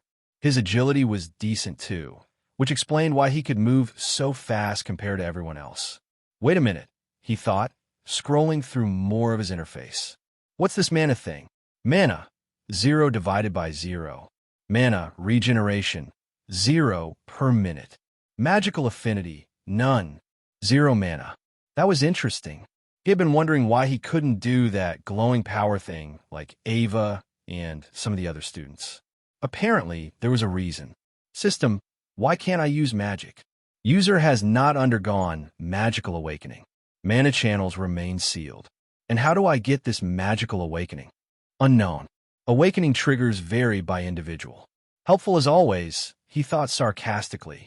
He looked back at the girls who were standing around waiting for him to move. They looked tired and kind of useless. Not their fault really, but dragging around 4 level 1 teammates wasn't exactly speeding things up. Let me check their stats, he thought, focusing on each of them. Amelia, level 1. Health, 25-25. Strength, 3. Agility, 4. Plant manipulation, basic. Vesa, level 1. Health, 30-30. Strength, 4. Agility, 3. Ice manipulation, basic. Kendra, level 1. Health, 35-35. Strength, 5. Agility, 2. Armor skin, basic. Yeda, level 1. Health, 20-20. Strength, 2. Agility, 5. No abilities. Yeah, they were weak as hell. Amelia had the highest intelligence, which probably meant her plant powers had the most potential, but her strength was pathetic. Kendra was the toughest, but slow as molasses. Vesa was balanced, but not particularly good at anything. And Yeda didn't even have powers yet. This is pointless, he thought. At this rate, we'll never find the boss monster, and they'll just get themselves killed the first time we run into something serious. Knox, Amelia said, you've been staring at nothing for like 5 minutes. What are you looking at? Your stats, he said without thinking. Are what now? Never mind. He started walking again. We need to find some monsters for you guys to fight. What? Kendra asked, jogging to catch up. I thought we were looking for this boss thing. We are. But you're all level 1 and basically useless right now. If we run into anything dangerous, you're going to get torn apart. Thanks for the pep talk, Vesa said dryly. I'm being practical. You want to survive this? You need to get stronger. That means killing monsters and gaining experience. Experience? Yada spoke up. Like in video games? Exactly like in video games. He turned down a side corridor where he could hear something moving around. Apparently, whoever designed this system has a sense of humor. They walked for a few more minutes until they came across a group of 3 dog monsters sniffing around some lockers. Perfect. Not too many, but enough for the girls to practice on. All right, he said quietly. There's 3 of them up ahead. You are going to kill them. What? Amelia whispered. We can't fight those things. They're huge. They're not that big. And there's only 3 of them. You outnumber them. But they have claws and teeth, and we have what exactly? Kendra hissed. You have powers. Use them. Our powers suck, Kendra said. They suck because you're level 1. The only way to make them not suck is to level up. The only way to level up is to kill things. See the problem? Veza was studying the monsters. What if we die? Then you die. But if you don't try to get stronger now, you're definitely going to die later when we run into something worse. That's reassuring, Amelia muttered. Look, I'm not going to let you get killed, okay? If things go really bad, I'll step in. But you need to at least try to fight them yourselves first. The girls looked at each other like they were having some kind of silent conversation. Finally, Amelia nodded. Fine, but if we die, I'm haunting your ass. They crept closer to the monsters. Nox stayed back and watched as the girls tried to figure out their strategy. Okay, Amelia whispered. Veza, can you freeze one of them? I can try, but my eyes' powers are pretty weak right now. That's fine. Just slow it down. Kendra, you're the toughest, so you get in front. Yeda, and I will try to help from behind. What am I supposed to do? Yeda asked. I don't have any powers. Hit them with something heavy, Kendra said, picking up a broken piece of metal pipe from the floor. Here, take this. Yeda took the pipe and hefted it like a baseball bat. She looked terrified but determined. All right, Amelia said. On 3. 1, 2. Wait, Veza interrupted. What if? One of the monsters looked up and saw them. It let out a bark that echoed through the hallway, and all 3 creatures turned toward them. Shit, Kendra said. So much for the element of surprise. The first monster charged straight at them. Kendra activated her armor power, and her skin turned gray and hard like stone. The creature slammed into her and knocked her backward, but she managed to stay on her feet. That actually worked, she said, sounding surprised. Veza pointed her hands at the second monster, and ice crystals started forming around its legs. The creature slowed down, but didn't stop completely. It's not working very well, she yelled. Just keep trying, Amelia shouted back. She pressed her hands against the floor, and vines started growing up through the cracks in the concrete. They wrapped around the third monster's legs and held it in place. Holy shit, it worked, she said. Yeda ran up to the frozen monster and started beating it with a metal pipe. The creature snarled and tried to bite her, but the ice was slowing it down enough that she could dodge. This is actually kind of fun, she said, whacking it across the snout. The monster fighting Kendra was having a hard time. Its claws couldn't penetrate her armored skin, and every time it tried to bite her, she punched it in the face. She wasn't very fast, but she didn't need to be. She was basically a walking tank. Come on, you ugly piece of shit, she taunted. Is that all you got? The creature Amelia had trapped was struggling against the vines, but they were getting thicker and stronger. She was concentrating hard, and sweat was running down her face. I don't know how long I can hold this, she said through gritted teeth. You don't need to hold it long, Veza said, moving closer to the trapped monster. Just keep it still. She put both hands on the creature's head, and ice started spreading across its skull. The monster's eyes went wide, and then it stopped moving completely. Did I kill it? She asked. I think you froze its brain, Nox said from where he was watching. Nice work. Kendra's monster was getting desperate. It reared back and tried to claw at her face, but she caught its paw and twisted. There was a loud crack, and the creature howled in pain. That's for all the nightmares I'm going to have about you fuckers, she said, then punched in the throat. The monster collapsed and stopped moving. Yet I was still beating her monster with a pipe. The ice was starting to melt, but the creature was definitely hurt. It was moving slower and bleeding from multiple wounds. Little help here, she called out. Amelia released her hold on the dead monster and sent her vines toward Yeda's target. They wrapped around its neck and started squeezing. Now, she yelled. Yet I brought the pipe down as hard as she could on the monster's skull. There was a wet cracking sound, and the creature went limp. Ew, Yeda said, looking at the blood on her pipe. That's disgusting. Haha. It sure is, Vesa said. They all stood there breathing hard and looking at the 3 dead monsters.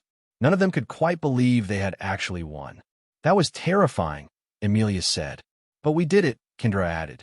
We actually killed them. Knox watched as his party interface updated. All 4 girls had gained experience and leveled up to level 2. Their health bars were fuller, and he could see slight improvements in their stats. Your powers are already getting stronger, he said, walking over to them. Emilia, your vines were way more effective than they were an hour ago. Vesa, you actually managed to freeze that thing's brain. Kendra, you took hits that would have knocked you out before. I do feel different, Emilia said, looking at her hands. Like there's more energy flowing through me. Same here, Vesa added. The ice came easier that time. What about me? Yet I asked. I still don't have any powers. You beat a monster to death with a pipe. That count for something. She smiled at that. I guess it does. So what now? Emilia asked. Now we find more monsters. You're all level 2 now, but that's still not strong enough. We need to get you up to at least level 5 before we go after the boss. How many more monsters are there in this place? Kendra asked. He checked his system interface. The dungeon counter had dropped from over 100 to 93. Not bad progress. Enough, he said. Trust me, we're going to be here for a while. Knox watched them take down another small pack of 3 dog monsters. It was still sloppy, but definitely better than their first attempt. Emilia's vines were quicker, snaring a creature before it could even lunge. Vesa managed to make a patch of the floor slick with ice, sending another dog tumbling. Kendra, with her rock-hard skin, just walked up to the 3rd one and punched it repeatedly until it stopped moving. Yet I even managed to bash the head of the vine-snared creature with her pipe, timing it with Kendra, who distracted it. They're actually learning, he thought. It was a grudging admission. Still weak, but not completely hopeless anymore. At least they're not tripping over their own feet. Their levels had gone up a bit more too. They were level 3 now.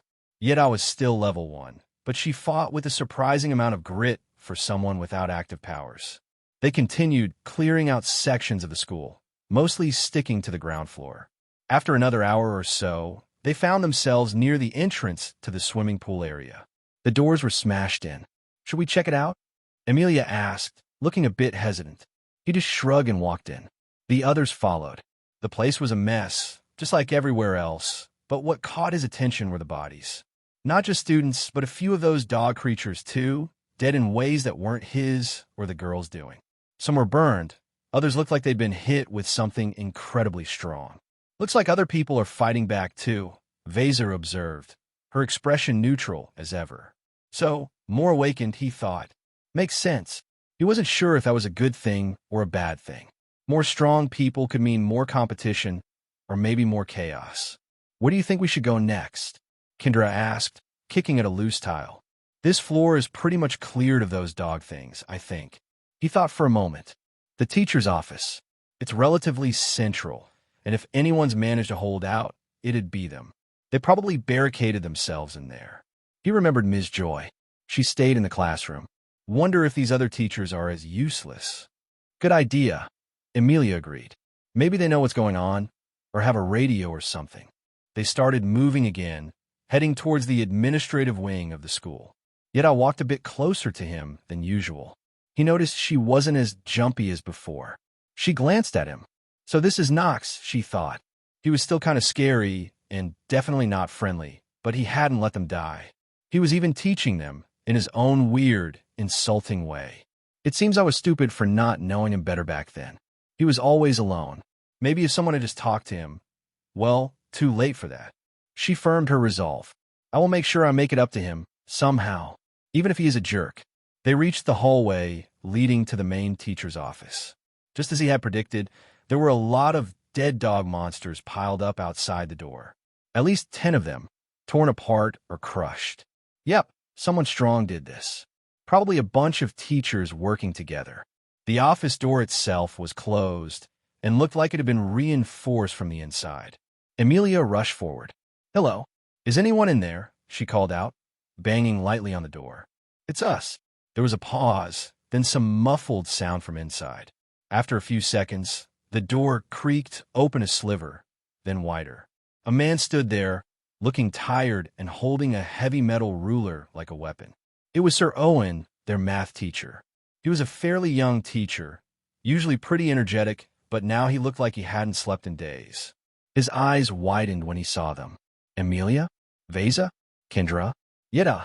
He looked them up and down, then his gaze landed on Knox, who was standing slightly behind them, arms crossed. Sir Owen's eyes lingered on him for a moment, a flicker of something unreadable in them. "And, Knox, you're all alive." "Yeah, somehow," Kendra said. "You guys okay in there?" He nodded slowly. "We're managing. Come in quickly. It's not safe out here." He stepped back to let them file into the office. Knox watched Yeda as she walked past him. She was still level 1. Her stats hadn't changed much, but there was a definite shift in how she acted around him now. She even gave him a small, hesitant smile. Weird, he thought, but didn't dwell on it. He followed the girls inside. It was crowded. More teachers were huddled in one corner, looking pale and stressed. And then there were the students. Maybe 15 or 20 of them, mostly faces he recognized from their grade. A few of them rushed towards Amelia and the girls. "Amelia, you're okay," a girl Knox vaguely remembered from their English class exclaimed, hugging Amelia. "We were so worried." "Kendra, Vesa, Yeda, you made it," another boy said, his voice full of relief. Then their eyes found him, standing near the doorway, his expression unreadable. The mood shifted instantly. "What's he doing here?" a guy named Liam spat out. He was one of Mark's friends, Knox recalled. Always sneering, always ready with a shove or a cruel word. "Yeah, why is that freak with you?" another girl, Chloe, asked, her voice sharp with distrust. She looked at Amelia and the others like they had betrayed her. "You know what he did, right?" Amelia stepped forward, looking uncomfortable. "Look, guys, he helped us. We wouldn't be here if—" "Helped you?" Liam scoffed, taking a step closer. Knox didn't even flinch. "He's a killer. I saw him. He shot Mark. Just shot him in cold blood right in the classroom." A murmur went through the room. The other students who hadn't been in Knox's class looked shocked and scared. The teachers looked confused and alarmed. "What's this?" Sir Owen asked, his tired face creasing with concern. "Mark? Mark Julike from 9A. What happened to him?" "He killed him," Chloe insisted, pointing a shaking finger at Knox. "Right after the earthquake. He just pulled out a gun and shot him. And then he just left us," another student who Knox didn't know chimed in, his voice cracking. "He left us all to die with those things while he ran off." Idiots, he thought, amusement passing through him. They actually think their opinions matter to me. He found the whole scene predictable and, honestly, a little boring. Kendra stepped in front of him, her arms crossed. "Oh, get a rest. Mark was a first-class asshole, and you all know it." And Knox didn't run off. He jumped out a window, which was smarter than anything you clowns did. "Kendra," Amelia hissed, grabbing her arm. "Don't make it worse." "Why not? They're the ones starting it," she shot back, shrugging off Amelia's hand. Vesa just watched, her eyes moving from the accusers to Knox, analytical as always.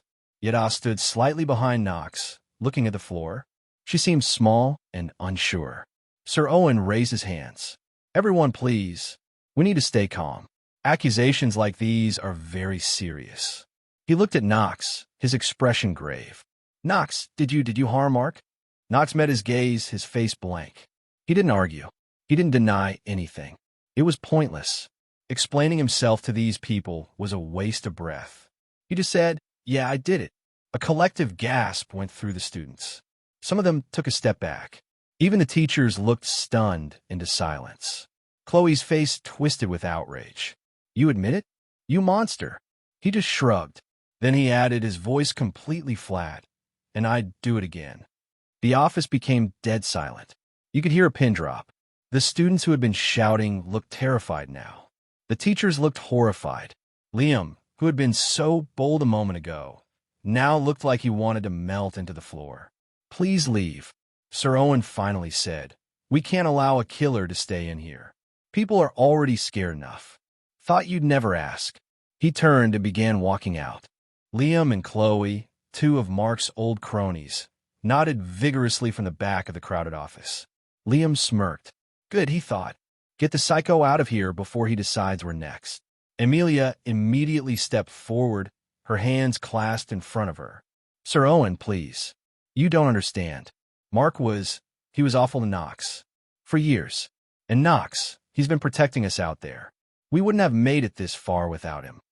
Protecting you? Chloe scoffed, her voice shrill. Or waiting for a chance to snap again. He had a gun, Amelia. He planned to kill someone. That's not true, she insisted, though a small, uncomfortable seed of doubt was there. She glanced at Knox. He was just standing there, arms crossed, looking utterly bored, as if this whole dramatic discussion was a minor inconvenience he was forced to endure. Why doesn't he say something? She thought, frustrated. Defend himself? Anything. It doesn't matter what Mark was like, Amelia, Sir Owen said, his voice heavy with resignation. Taking a life, that's a line. Especially now, with everything else. The girls can stay, of course. We need everyone who can help. But Knox, he has to go. There's no other way. Amelia looked from Sir Owen's resolute face to her friends, then back to Knox. His expression was a blank slate. She felt a knot tighten in her stomach. This felt incredibly wrong. He had saved them, taught them how to fight, even if his methods were harsh. But then she looked at the faces of the other students, her classmates, people she'd known for years. They were visibly scared. And if she was honest with herself, a tiny part of her was scared too. Please, she whispered to Sir Owen, her voice barely audible. Just reconsider. There's nothing to reconsider. Amelia, Liam cut in, stepping forward with a newfound boldness now that he had the teachers on his side. He's a danger. Either he goes, or we'll make him go.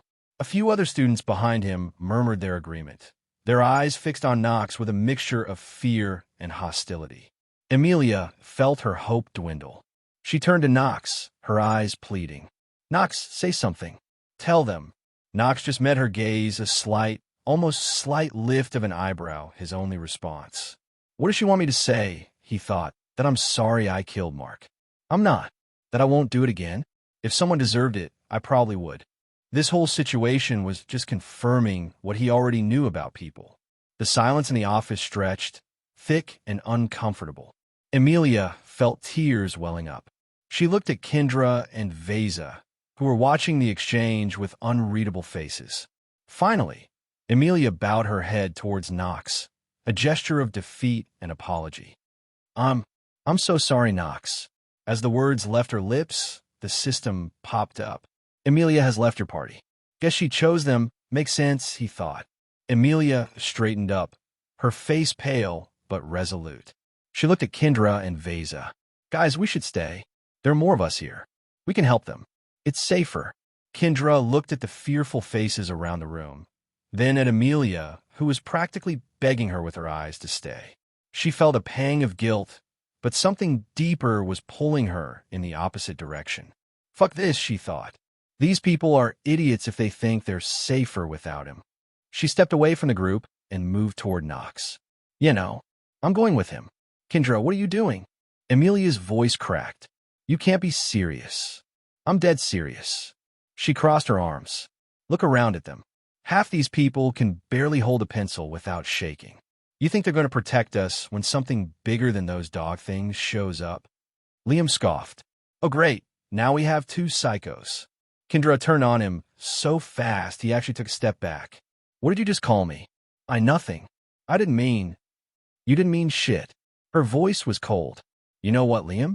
You spent 3 years watching Mark torture people and never said a word. Now you want to act all righteous? Give me a fucking break. Sir Owen tried to intervene. Kendra, please. Think about what you're doing. Your safety. My safety is with the guy who's actually killed monsters. She cut him off. Not with a bunch of people who think hiding in an office is a long-term strategy. Veza had been quiet this whole time, just watching. Now she stepped forward too. I'm going as well, she said simply. Veza. Amelia looked like she was about to cry. Please don't do this. It's not personal, Amelia. Her tone was matter of fact. It's practical. Our survival odds are higher with him. Chloe looked disgusted. You're all crazy. He killed someone. Yeah, and that someone was a piece of shit who had it coming, Kendra shot back. But I guess you forgot about that part. The room was getting tense. Some of the students were whispering among themselves, looking more scared than angry now. Yet I hadn't said anything yet. She was standing near the wall, looking down at her hands. Everyone was so focused on the argument that they barely noticed her. I never even thought about staying, she realized. From the moment they said he had to leave, I knew I was going with him. She walked over to where Knox was standing and positioned herself slightly behind him. It wasn't dramatic or anything. She just moved. Amelia noticed, and her face crumpled. Yeda? You too. Yeda looked up at her, and for the first time in the conversation, her voice was clear and steady. He's the only reason we made it this far, and you know that. But these are our friends, she pleaded. Our classmates. We've known them for years. And where were they when we needed help? Yeda's voice got a little sharper. When those monsters were trying to break down our classroom door, Liam tried to defend himself.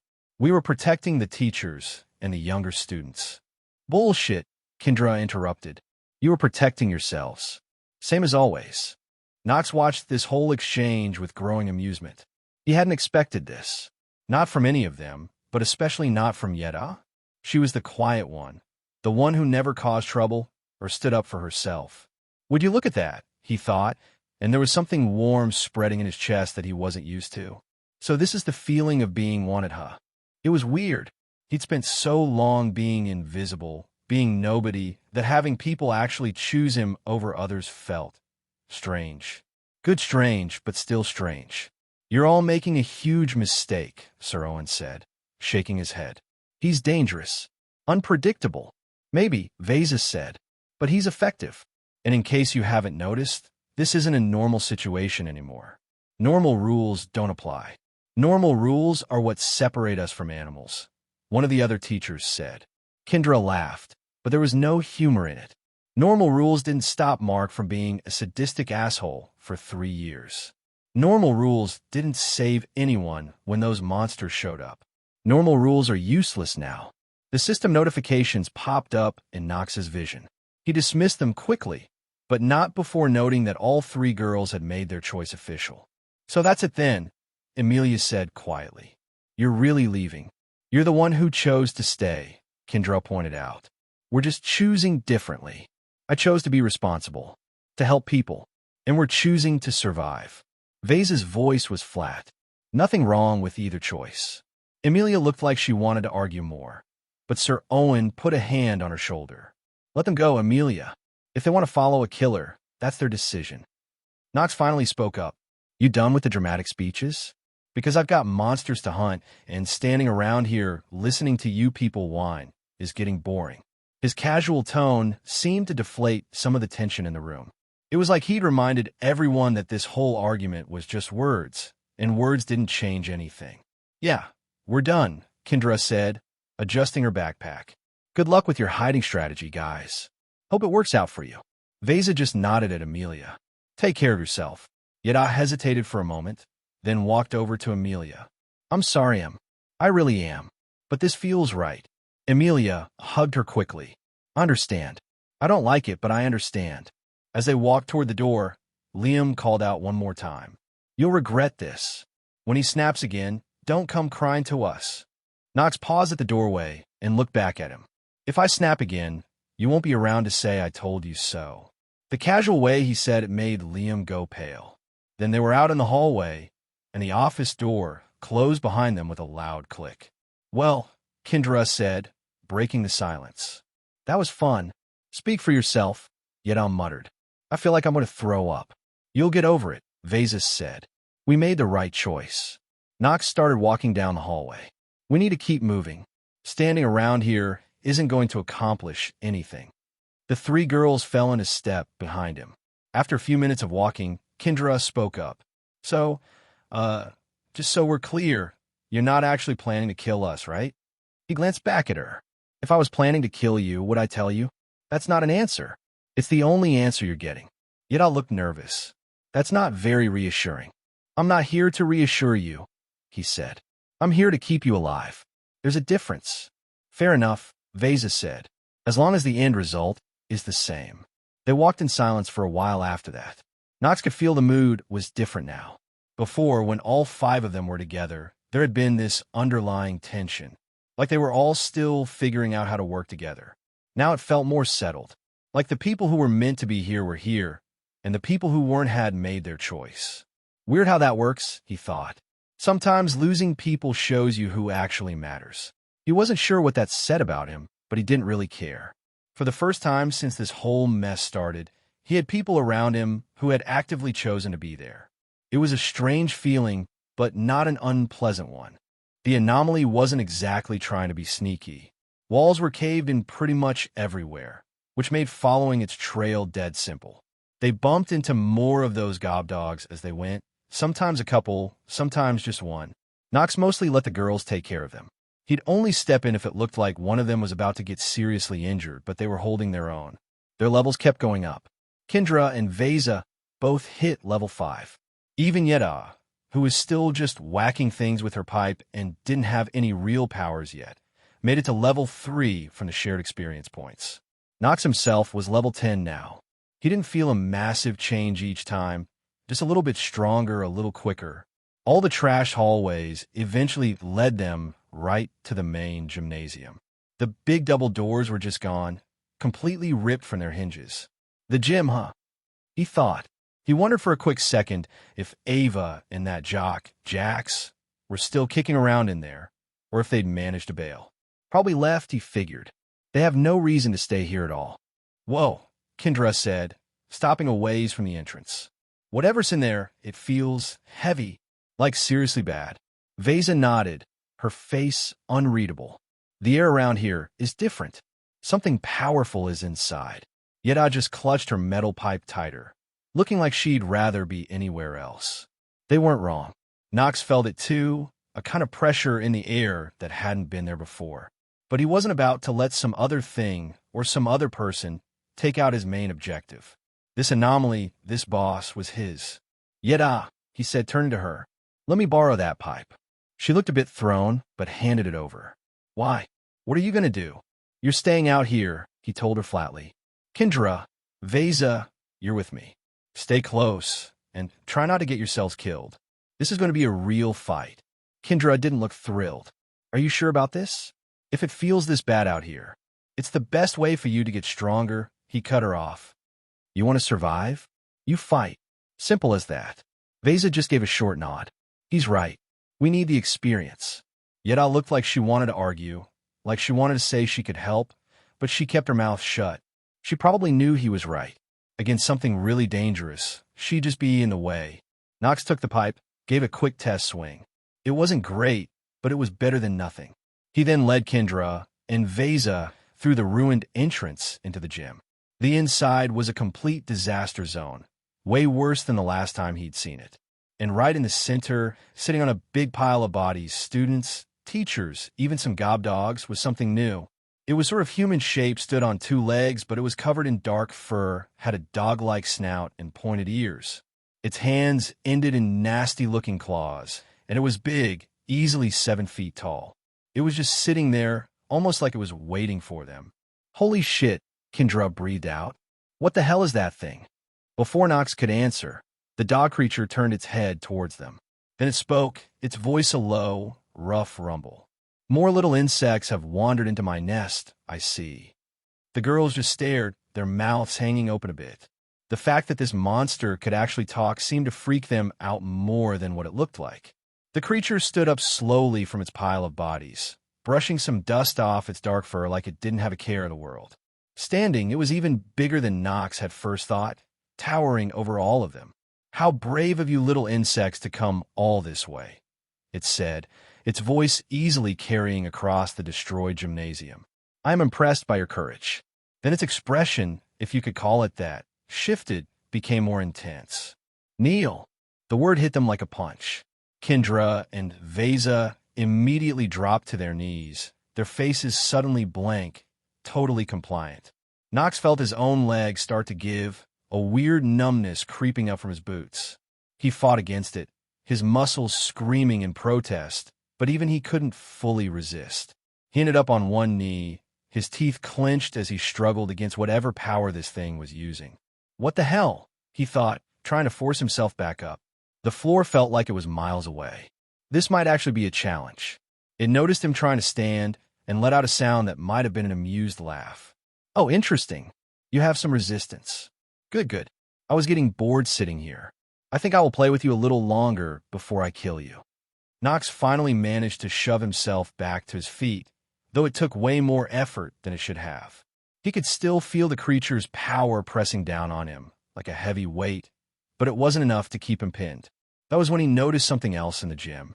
Behind the main boss, partially hidden by a pile of wrecked bleachers, was another creature. It was bigger than the regular gobdogs they'd been fighting, with more scars and a generally meaner vibe. An alpha version, kind of like the one Jax had fought. Hey, he said to Kendra and Veza. They were still on their knees, but seemed to be shaking off whatever that command spell was. Once you can move, you guys deal with that thing. He pointed at the alpha gobdog. Kendra looked where he was pointing, her expression shifting. Are you serious? That thing looks like it could eat the other dogs for breakfast. Yeah, and you need the experience, he said, still keeping his eyes on the boss. Plus, I'm going to be busy with Furry over there. Veza was already getting to her feet, ice starting to form around her hands. He's right. We can handle it. The boss monster was watching this whole exchange with what looked like total amusement. You think your little friends can defeat my pet? How amusing. Very well, let us see what happens. It gestured with one clawed hand, and the alpha gobdog lifted its head, a low growl starting in its chest as it spotted Kendra and Veza. This should be fun, Kendra said, her skin already starting to turn that familiar gray color. I've been wanting to punch something bigger. The alpha gobdog was definitely bigger than anything they had fought so far, but Nox had a feeling they could handle it. They were level 5 now, and their powers had definitely gotten stronger. The boss monster cracked its knuckles, a sharp, unpleasant sound, and grinned at Nox, showing rows of pointed teeth. Now, then, shall we begin our dance, little insect? Nox adjusted his grip on the pipe and rolled his shoulders. Sure. Nox figured the simple approach was worth a shot. It had worked on everything else so far, so why not this thing too? He tightened his grip on the pipe and just charged straight at the boss monster. Just hit it really hard, he thought. Can't be that complicated. The creature watched him come, that same amused look on its face. When he swung the pipe at its head, the monster just snatched the pipe out of the air with one hand like it was a toothpick. Then, it casually backhanded him across the face. The force of it snapped his head to the side, and the world tilted crazily for a moment before his back slammed into the concrete wall.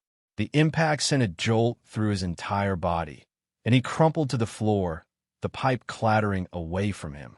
Damn, he muttered, pushing himself up. His jaw throbbed already, a dull ache spreading across the side of his face where the thing had clocked him. Okay, so it's actually strong, he conceded internally. Good to know. The boss monster let out a low chuckle. Is that all, little insect? I expected more from someone who could resist my command. He wiped a smear of blood from his lip with the back of his hand and picked up the pipe again. Yeah, well, I'm just getting started. This time he went low, trying to slide under the creature's guard, and swung the pipe hard at its knee. The metal connected with a solid, meaty thud, and the monster actually stumbled back a couple of steps.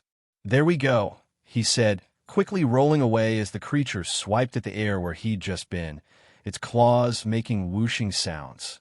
It looked down at its leg, then back at him.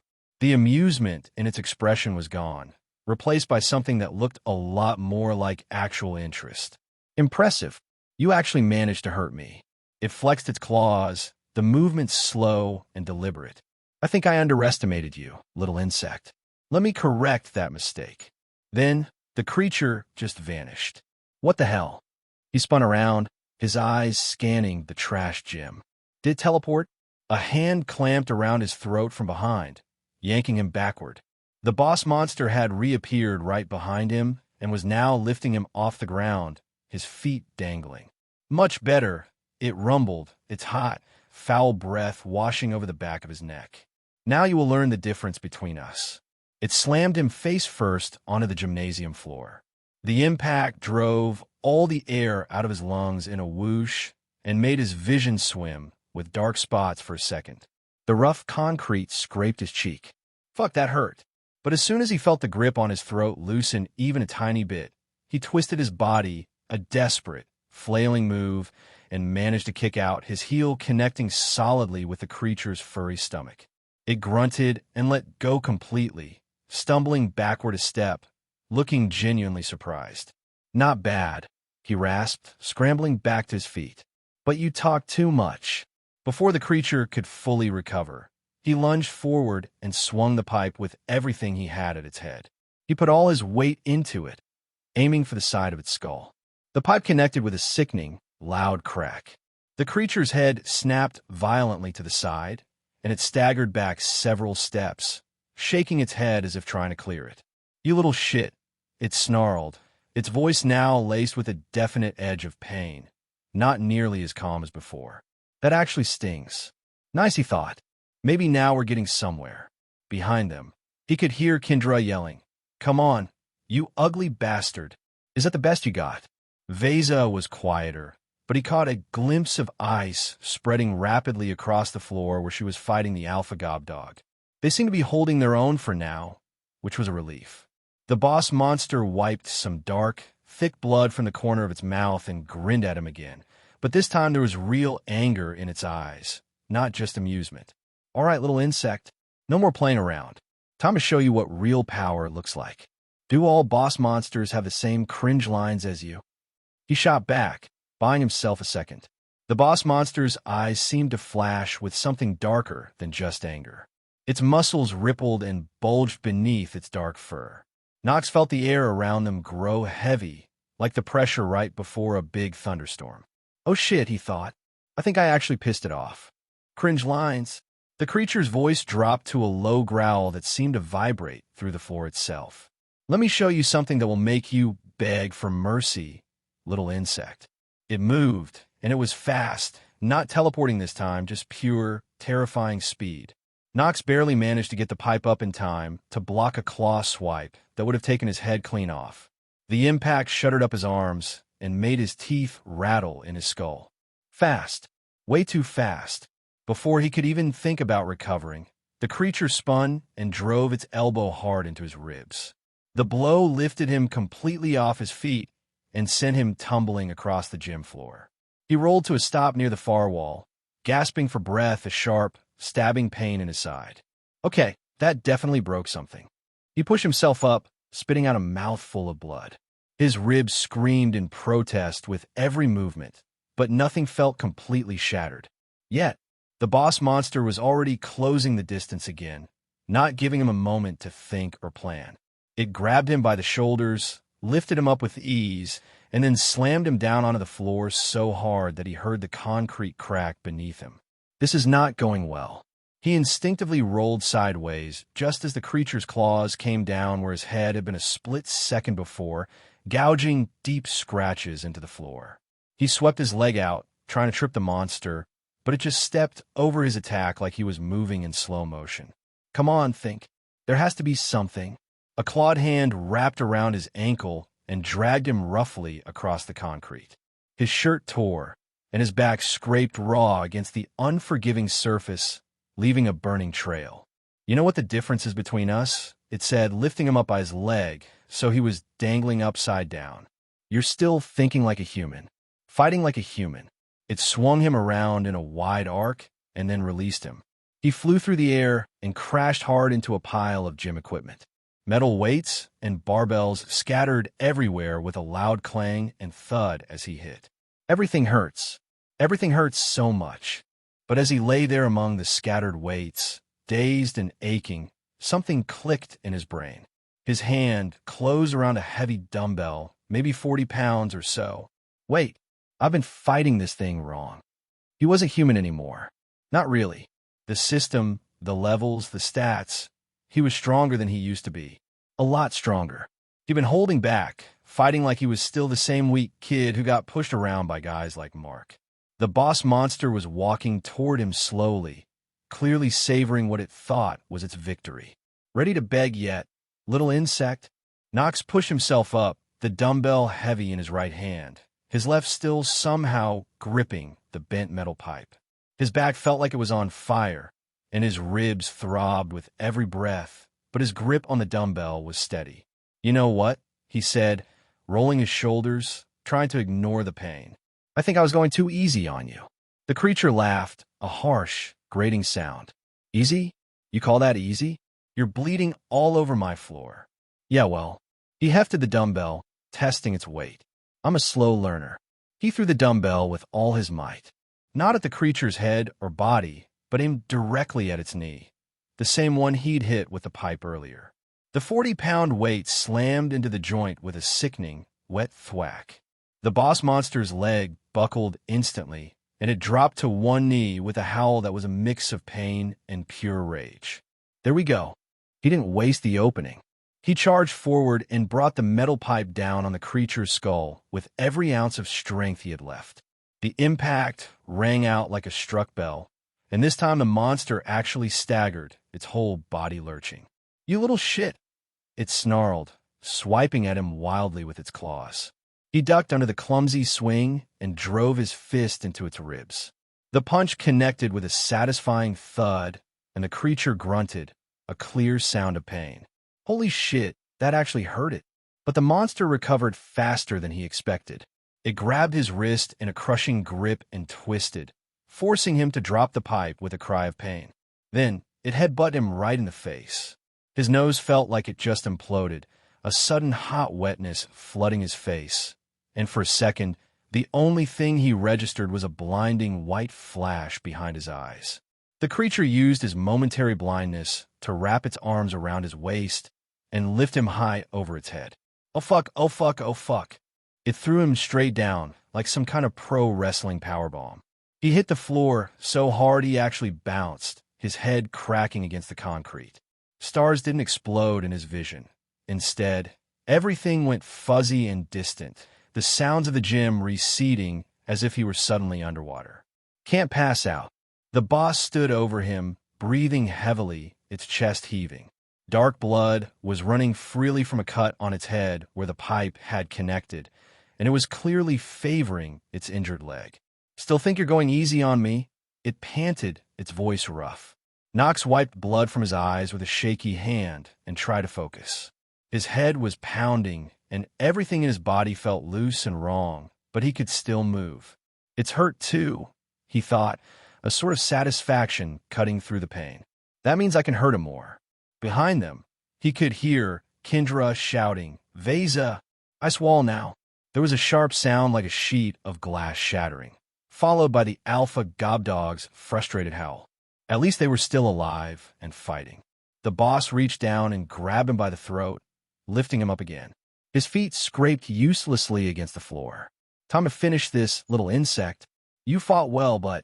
He drove his knee up into the creature's stomach as hard as he possibly could. The monster doubled over with a strangled gasp, its grip on his throat loosening just enough for him to wrench himself free. He stumbled backward, putting some much-needed distance between them. His throat felt raw and scraped, and his legs were shaky, but he was still standing. "Come on, one more round. Just one more." The creature straightened up slowly, its eyes burning with a furious, murderous hatred. "You persistent little shit." "Yeah," he gasped, wiping more blood from his mouth. "I get that a lot." "Not really, but it sounded good."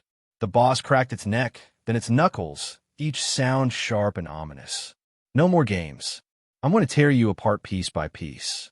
"Sure, keep telling yourself that," he managed, trying to sound braver than he felt.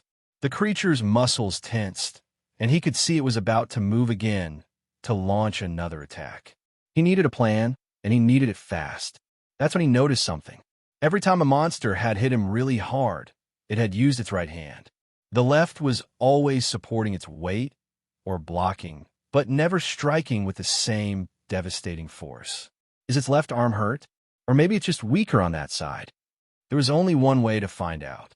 "Hey, furry," he called out, forcing his voice to sound steadier than he felt, injecting a bit of a taunt into it. "Your left arm broken, or something? You keep babying it like it's made of glass." The creature's eyes flashed with a fresh wave of anger. "Shut that filthy mouth of yours." It lunged forward, leading with its left hand this time, probably to prove him wrong. Idiot! The boss monster lunged, and its left fist came flying straight for his face. Knox didn't bother dodging, didn't even flinch. He just took it. The punch connected squarely with his chin, and his head rocked back a little from the impact. It definitely stung, yeah, but it wasn't anything like the heavy hit he'd taken from its right arm earlier, the one that had sent him flying. He managed to stay on his feet, just a slight stumble that he quickly corrected. Yup, just like I figured, he thought. That arm's basically useless. A grin stretched across his face then, wide and a little unhinged. The monster paused for a half-second, probably confused that he wasn't already on the floor. He didn't give a chance to process. He shot his own hand out, grabbed its incoming left arm, and locked his fingers around its wrist. With his other hand, he raised the pipe high. "Guess you're not as tough as you make out," he said, his voice surprisingly level, but with a dangerous sort of calm to it. Then he started swinging the pipe. Hard. It came down on the monster's shoulder again and again, each impact making a solid, wet thud against flesh and bone. The creature snarled a guttural sound and tried to yank its arm free, but Knox's grip was like a vice. He wasn't letting go. "Stay still," he muttered, almost like he was bored with the whole thing, as he continued to bring the pipe down. "This'll be over quick if you just cooperate." The boss monster growled, its snout contorting. "You little pest. I'll rip your head off for this." "Yeah," he replied, not even glancing up from his task of systematically wrecking its arm. "Heard that one before, big guy." He shifted his aim, bringing the pipe down repeatedly on the monster's elbow. After the third solid connection, the joint buckled at an angle that was clearly wrong, and the creature let out a high-pitched howl of sheer agony. He just kept at it, his expression mostly blank except for that focused, almost manic grin that was still plastered on his face. It was like everything else just faded into the background. The throb in his own jaw, the distant sounds of Kendra and Veza dealing with that alpha gobdog. All of it. There was just him, this arm, and the job of taking it apart. The monster finally wised up and swung its good right hand, claws extended, trying to tear his face off. He saw it coming and ducked, releasing the mangled arm just long enough to roll out of the way. He popped back up a few feet away, pipe still firmly in hand, and tilted his head at the creature. "That the best you got?" he asked, his tone disarmingly casual, like they were just two guys discussing the weather. "You're dead." The monster spat, cradling its now useless left arm against its chest. "It's good I burned with fury. I'm going to tear you apart." He just shrugged. "Go for it. I'll wait." It charged again, its right fist leading this time. He sidestepped with an ease that probably infuriated it, letting the punch whistle past him, and brought the pipe around in a vicious arc, connecting solidly with the monster's ribs. The thing grunted and staggered, but it didn't go down. It was a tough bastard, he'd give it that, even if he didn't show an ounce of respect. "Still standing, huh?" he thought. "Guess I'll just have to hit it harder." "Yo, Knox."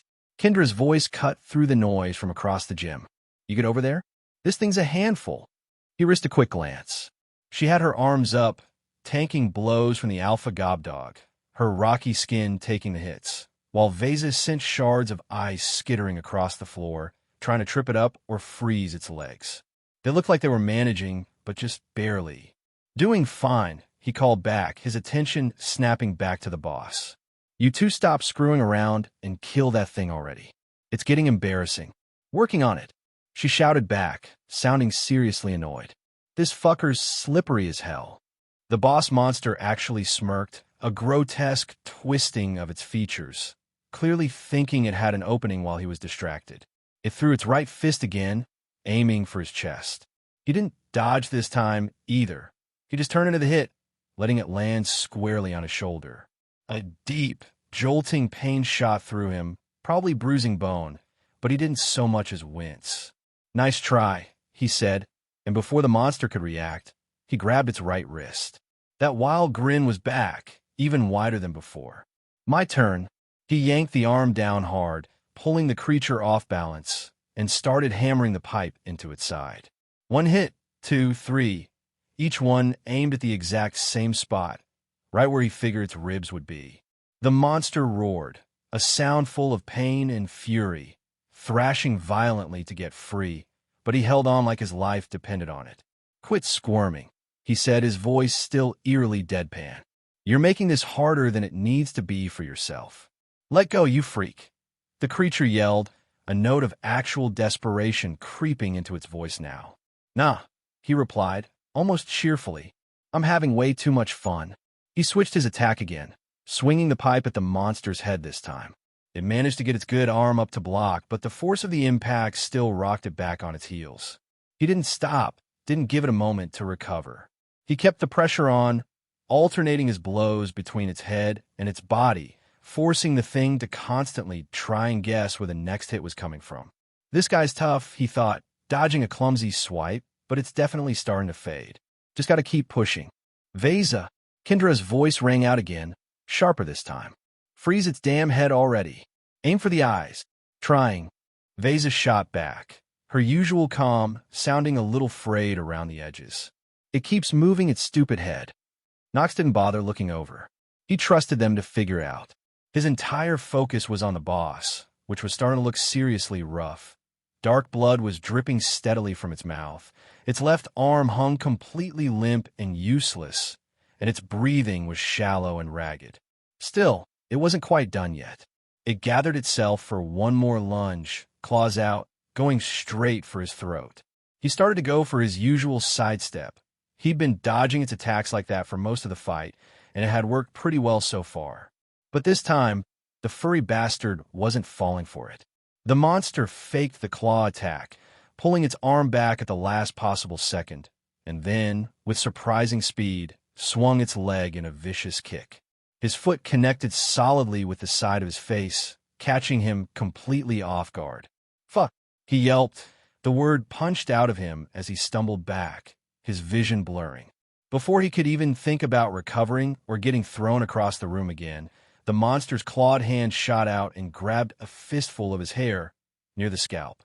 It yanked him in close, holding him tight, his neck bent at an awkward angle, and then started pounding his face with its good fist. One heavy punch after another, relentless and brutal. "Where's that smug attitude now, huh?" the monster growled, its voice rough and mocking, hot breath washing over his already battered face. "Thought you were hot shit, didn't you, little insect?" Nox couldn't even get a word out. Each punch slammed into his jaw, his cheekbone, his nose. His head felt like it was rattling loose, and he could almost feel his HP dropping with each blow. He tried to squint at the little health bar he could visualize in his mind. It was definitely dipping lower with every impact. 80 became 70, then 65 almost instantly. One particularly nasty hit made the number jump down to 58. "Shit, this thing's gonna actually kill me if it keeps this up," he thought, a cold spike of real panic, something he hadn't felt in a while, lancing through him. Across the gym, Kendra was still squared up with the alpha gobdog. She'd been doing all right, her armored skin taking the brunt of its claws, but then her gaze flickered to Nox. Bad timing. Seeing him basically being used as the monster's personal punching bag made her lose her cool for a sec. "Nox, you idiot, do something," she yelled, her voice tight, betraying the worry underneath. That one moment of distraction was all the alpha needed. It barreled into her, a solid wall of muscle and fur. She slammed into the wall, the impact knocking the air out of her. She slid down, vision swimming for a moment, and pressed a hand to her side. "Ow, damn it," she muttered, wincing. "That's definitely gonna bruise." Veza's voice cut through. "Kendra, focus. We got our own problem here." Ice was still creeping up the alpha's legs from Veza's efforts, but the thing was barely slowing. "I'm trying." Kendra shot back, already pushing herself to her feet. "But look at him. He's getting demolished." Knox barely heard them. A constant, high-pitched whine filled his ears, and the monster pinning him wasn't giving him a break. Another fist connected, and he felt something pop near his cheekbone. His HP dropped to 50. Okay, this is bad. For real bad, he thought. He tried to wrench his head free, but the thing's grip on his hair was relentless, each strand feeling like it was being individually torn from his scalp. "Let go, you overgrown mutt," he managed to get out, his voice raspy and weak, but still laced with annoyance. The monster just let out a low, guttural chuckle that seemed to vibrate through his skull. Not a chance, little insect. I'm having way too much fun, it said, mocking his earlier words. Just when it felt like his lights were about to go out, a small figure darted in from the side. Yeda! She appeared out of nowhere, ran right up to the monster, and threw a punch at its leg. It was a tiny, desperate swing, making a soft thwack against the creature's thick fur that probably didn't even register as a tickle. Did absolutely nothing damage-wise, of course. But it was enough. The monster paused, its ugly head tilting down to look at her. The hell? It rumbled, genuinely perplexed. Who's this supposed to be? She just stood there, her fist still an inch from its leg, her whole body rigid. Sorry, she squeaked, her voice barely a whisper. The word was out before she could stop it, and she took a clumsy step back, like she'd just touched a hot stove. The monster stared at her for a beat, then its jaw opened in a laugh. Sorry? That's what you've got, kid? You think that little tap dance is going to save your buddy? Knox, still hanging by his hair, coughed a wet, sticky feeling in his throat. He forced a bit of a smirk, though his face felt like raw meat. Hey, don't knock it. She's got spirit.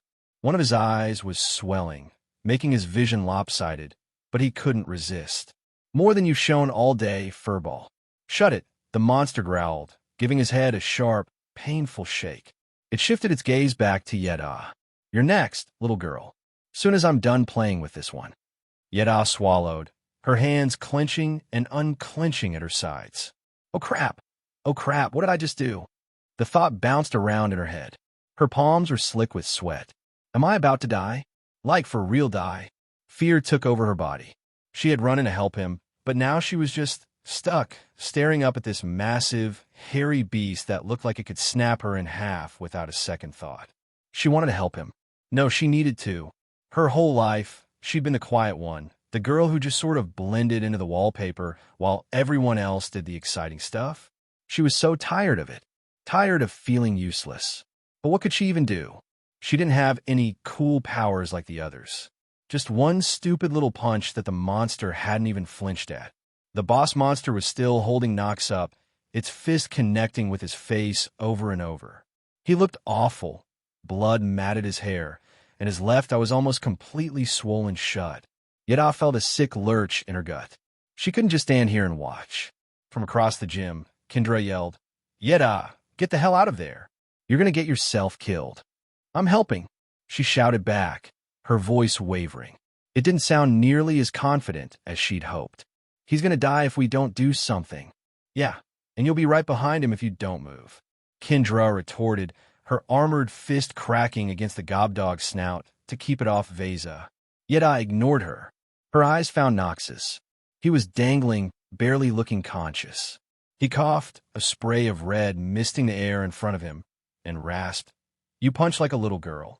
The monster yanked him hard. Shut it, you little shit. That's when a blue window flickered into existence in front of his blurry, narrowed vision. Yeda's potential is shaking. She needs a little push, and she expects that motivation from you. He tried to focus on the words, a throb persistent behind his good eye. Crap, really? I'm not good with this motivational stuff. He was definitely not the pep talk guy. Never had been. But then he saw Yeda, really saw her. The way her eyes were fixed on him, wide and almost pleading, like he was her last hope or something. He knew that look. He felt it staring back at him from his own reflection too many times. That desperate need to be more, to do something, anything, but feeling completely stuck. He sucked in a breath, a sharp stab in his ribs making him grit his teeth. Yeda, he said, his voice low. Listen up. She blinked, her gaze unwavering, even with the monster practically using his face as a speed bag. I know what it's like to feel useless, he began, each word an effort. The monster's grip tightened on his hair, sending fresh pain down his neck, but he pushed on. My whole life was shit. Lonely as hell. Weak. Got my ass kicked almost every day, and nobody gave a damn. I wanted to do something, anything, but I didn't have a clue how. Yeda just stared, her lips slightly parted. The monster let out another growl.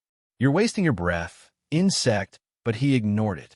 You're standing here, though, he said, meeting her gaze. You ran in, you punched that thing, even though you don't have powers. That's more than I ever did back then. More than most people would even think about doing. He saw something shift in her expression, a tiny flicker in her eyes. Her hands, which had been trembling, slowly clenched into fists. So don't give up now, he finished, his voice raw. You can do this. I believe in you. The monster let out a harsh, barking laugh. What's this? A little therapy session in the middle of a beatdown? Cute. Won't save either of you.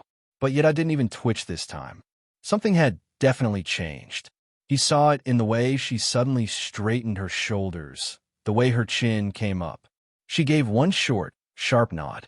Okay, I won't let you down. Another blue window materialized in front of him. Trust in you has reached 100%. Soul link created. The hell is that? He thought, but there was no time to process. Yada started to glow. Not like a flashlight, but like an inner light was suddenly blazing out of her. A silver aura, bright and almost too sharp to look at, wrapped around her. She didn't say a word, just took a small step back and settled into a stance. Legs apart, arms held loosely at her sides, but with an energy that made her look like she was coiled and ready to spring. She looked like she was about to draw a sword, except, well, there was no sword. The monster noticed the shift, its head tilting again. What's this now? Another parlor trick? She didn't answer. She moved. 1 second she was standing there, the next she was a blur, charging forward way faster than he'd ever seen her move. Her empty hand sliced down in a clean, powerful arc, and the air in front of her seemed to distort. The boss monster actually recoiled, its grip on Nox vanishing as it instinctively leaped back. A heartbeat later, a deep, smoking gash tore through the gym floor right where the monster had been standing. Concrete dust plumed up from a scar, easily 10 feet long. Nox hit the floor hard, the air punching out of his lungs. He coughed, trying to get his bearings. Holy crap, what the hell was that? Kendra, over by the entrance, apparently saw it too. Holy shit, Yeda, since when can you do that? Veza, who was still tending to the alpha gobdog's legs, just gave a slight nod. Interesting. She's awakened. The boss landed a few feet from Yeda, actually looking unsteady for a second. What the? You think that little stunt's gonna hurt me, girl? It growled. Yeda didn't say anything back. She looked completely zoned in. She swung her arm again, and the movement was surprisingly smooth, like she'd done it 1,000 times. Another one of those invisible cuts shot out. The monster tried to dodge, but the attack still connected with its shoulder, and a thin line of dark blood appeared. When she moved to attack again, the monster flinched, just for a moment. It tried to cover it with a snarl, baring its teeth, but Nox didn't miss that brief hesitation. She was really going at it now. The silver energy around her was strong as she moved her arms like she was wielding invisible swords. Every time she attacked, the creature had to give ground, its big feet dragging on the gym floor as it struggled to deal with her speed. "Take that, you ugly fuck," she yelled. Her voice was surprisingly firm, though Nox thought he heard a bit of a tremor in it, like even she was surprised she was pulling this off. She attacked again, and another invisible cut formed in the air. The monster threw itself sideways, mostly getting out of the way, but not quite fast enough.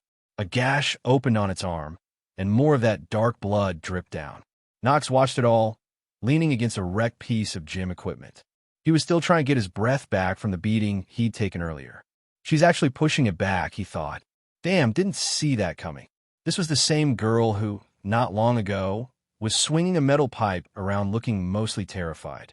Now she had this huge thing backing up. The boss monster stumbled then, just a bit, its whole frame teetering for a second as it fought for balance. Nox figured his earlier hits, the ones with his fists and the pipe, were finally adding up. There were marks all over its body. It made a low sound in its throat, trying to power through, but Yeda didn't let up. She saw it stumble, and her whole posture seemed to sharpen. "Now's my shot," she muttered, so low Nox almost didn't catch it. Her hands seemed to clench on empty air, as if she could feel the weapon she was imagining. She lunged, and the energy around her seemed to get even stronger as she aimed a big swing right at the monster's chest.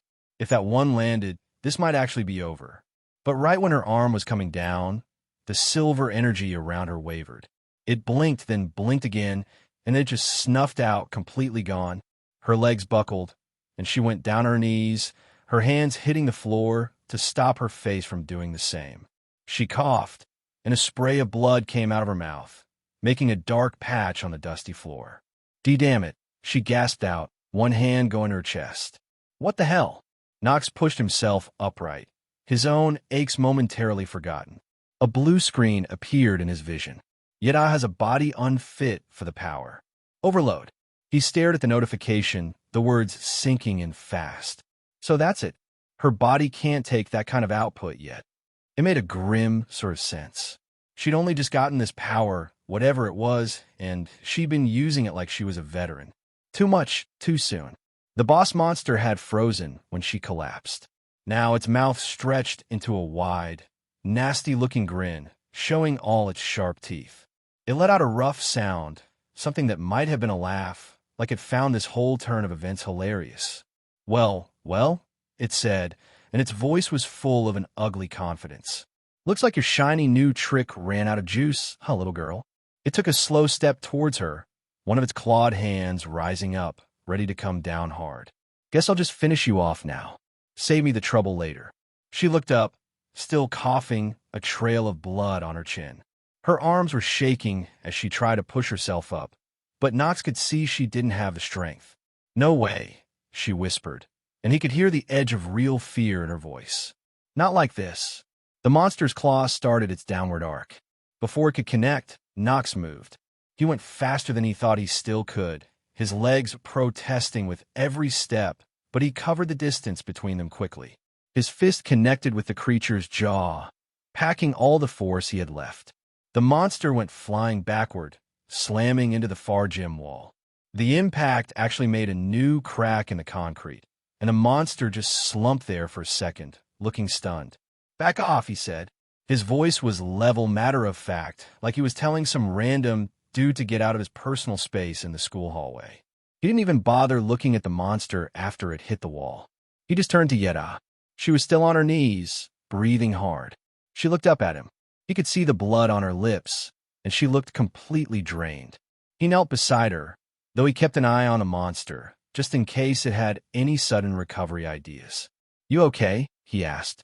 His voice was quieter now, not as harsh.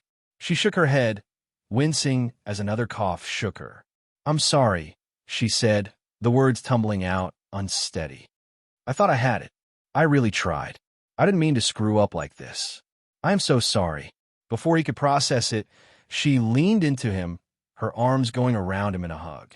Her grip wasn't strong, but she held on like she was scared to let go. He froze up for a beat, totally not expecting that. He could feel her arms shaking against his back. He could tell her heart was beating way too fast. It had been a long, long time since anyone had touched him like this, since anyone had even wanted to. Back before all this dungeon mess started, he was the kid people steered clear of, the one they'd make fun of or just flat out ignore. Real connection wasn't really in his vocabulary anymore. But this felt different. He let out a breath he didn't realize he was holding and awkwardly put a hand on her shoulder. It's all right, he said, and his voice came out way softer than he intended. You did good, Yeda. That's more than most people ever did for me. She pulled back just enough to look at him. He saw tears in her eyes, but she was fighting them. But I couldn't finish it, she said, her voice wavering. I wasn't strong enough. You had to step in again. He shook his head, cutting her off before she could get going. Nah, don't sell yourself short. You had that thing totally freaked out before your power decided to peace out. And you saved my ass earlier with that crazy slash thing. That's not nothing for real. She blinked at him, then asked, really? As if she couldn't quite believe him. Yeah, really, he said, giving her a small nod. You're tougher than you think. Over by the wall, the monster was stirring, pushing itself up from the debris and making a low sound. Knox got to his feet, moving to stand between Yeda and the creature. Stay back, he told her, his voice shifting, getting that hard edge back. I've got this now. Her hand, shaking a little, grabbed his sleeve. But you're messed up too. There's blood on your face, and you're limping. You can't take that thing alone. Don't worry, he said, gently but firmly moving her hand off his arm. I'll kick this thing's ass for both of us. He turned to face the boss monster. It was on its feet now, its eyes fixed on them, and it looked absolutely furious. You think you can protect her? The creature said, its voice harsh. It moved its neck, and there was an audible crack. I'm going to rip you both to pieces and enjoy every second of it. Nox's head was still spinning a bit, and his HP bar was hovering somewhere around 30%, maybe less. Yet I was slumped against the wall, looking completely drained, her silver aura gone. Okay, this is bad, he thought, but also kind of fun. His blood was pumping, that familiar cold clarity mixing with a raw excitement he hadn't felt since he first got the system. One clean hit. That's all he needed. If he could just get this overgrown dog to make one stupid mistake. He grinned, a bloody, swollen mess of grin. Hey, ugly, he called out, his voice hoarse. You call yourself a boss monster? My grandma hits harder than you, and she's been dead for 10 years. The monster, still shaking its head from where he had punched it, snarled. You're still talking, insect? I'm going to enjoy pulling your tongue out. Oh, I'm terrified, he drawled, taking a shaky step forward. He still had the pipe, though it felt heavier now.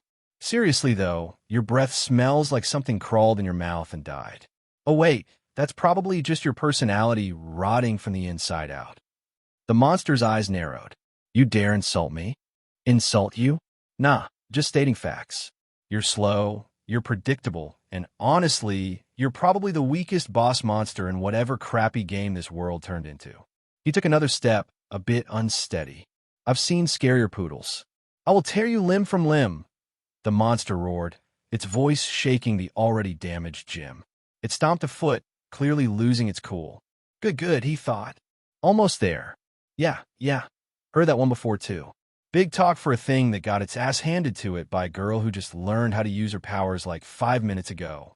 He gestured vaguely at Yetta with the pipe. Pathetic, really. That did it. The monster howled, a pure sound of rage, and charged. It wasn't fast and calculated like before. This was just raw, mindless fury. Its good right claw was aimed straight for his stomach, clearly intending to gut him. He didn't try to dodge this time. He braced himself, gripping the pipe with both hands, and let the attack come. He risked it all. The claw slammed into his stomach, a tearing pain that almost made him black out. He felt it rip through fabric, then skin, then muscle. It went deep, not quite all the way through his body, but far enough that he knew it was bad. His HP bar plummeted into the red. But in that same instant, as the monster's arm was buried in his side, he took this chance. He dropped the pipe and his hands shot out, grabbing the monster's thick wrist with a grip that felt like forged steel. Haha, he coughed out, blood spraying from his lips. That was a big mistake, shithead. The monster's eyes widened, the rage momentarily replaced by confusion, then dawning horror. It realized it was trapped. It tried to pull its arm free, to yank its claws out of his gut, but Nox's grip was absolute. His boosted strength, fueled by adrenaline and desperation, wasn't letting go. The monster thrashed, roaring, trying to shake him off, trying to get its other arm free to hit him, but he held on tight. He could feel his own blood soaking his shirt and pants, but he ignored it. With his hands still locked on a monster's wrists, he kicked out, his foot connecting with the fallen metal pipe, sending it spinning up into the air. He released one of the monster's wrists for a split second, snatched the pipe out of the air, and then immediately re-established his grip. Game over, he grunted. He used the monster's trapped body as leverage, pulling it slightly forward and down. Then, with every last bit of strength he had, he drove the jagged end of the pipe upwards, aiming for the underside of its jaw, angling it towards its brain. The metal punched through fur and bone with a sickening crunch. The monster's struggles stopped instantly. Its body went rigid, then limp. The red light in its eyes flickered and died. He held it there for a second, still impaled by its claw, still holding its wrists, the pipe buried deep in its head. Then he let go. The massive creature crumpled to the floor, pulling its claw free from his stomach as it fell. He staggered back, clutching his bleeding side, and dropped the bloody pipe. He looked down at the dead boss monster, then at the gaping wound in his own stomach. Well, he panted. That was messy. He felt his knees buckle. The floor rushed up to meet him, and he hit it with a thud, the impact jarring through his already battered body. The hole in his stomach was just gushing. So much blood. Nox! Yeda was there, crawling towards him, her face pale and streaked with dirt and her own blood. Nox, are you okay? Oh God, you're bleeding so much. He tried to say something, to tell her it was fine, but the words wouldn't come. His vision was starting to get that blurry tunnel vision thing.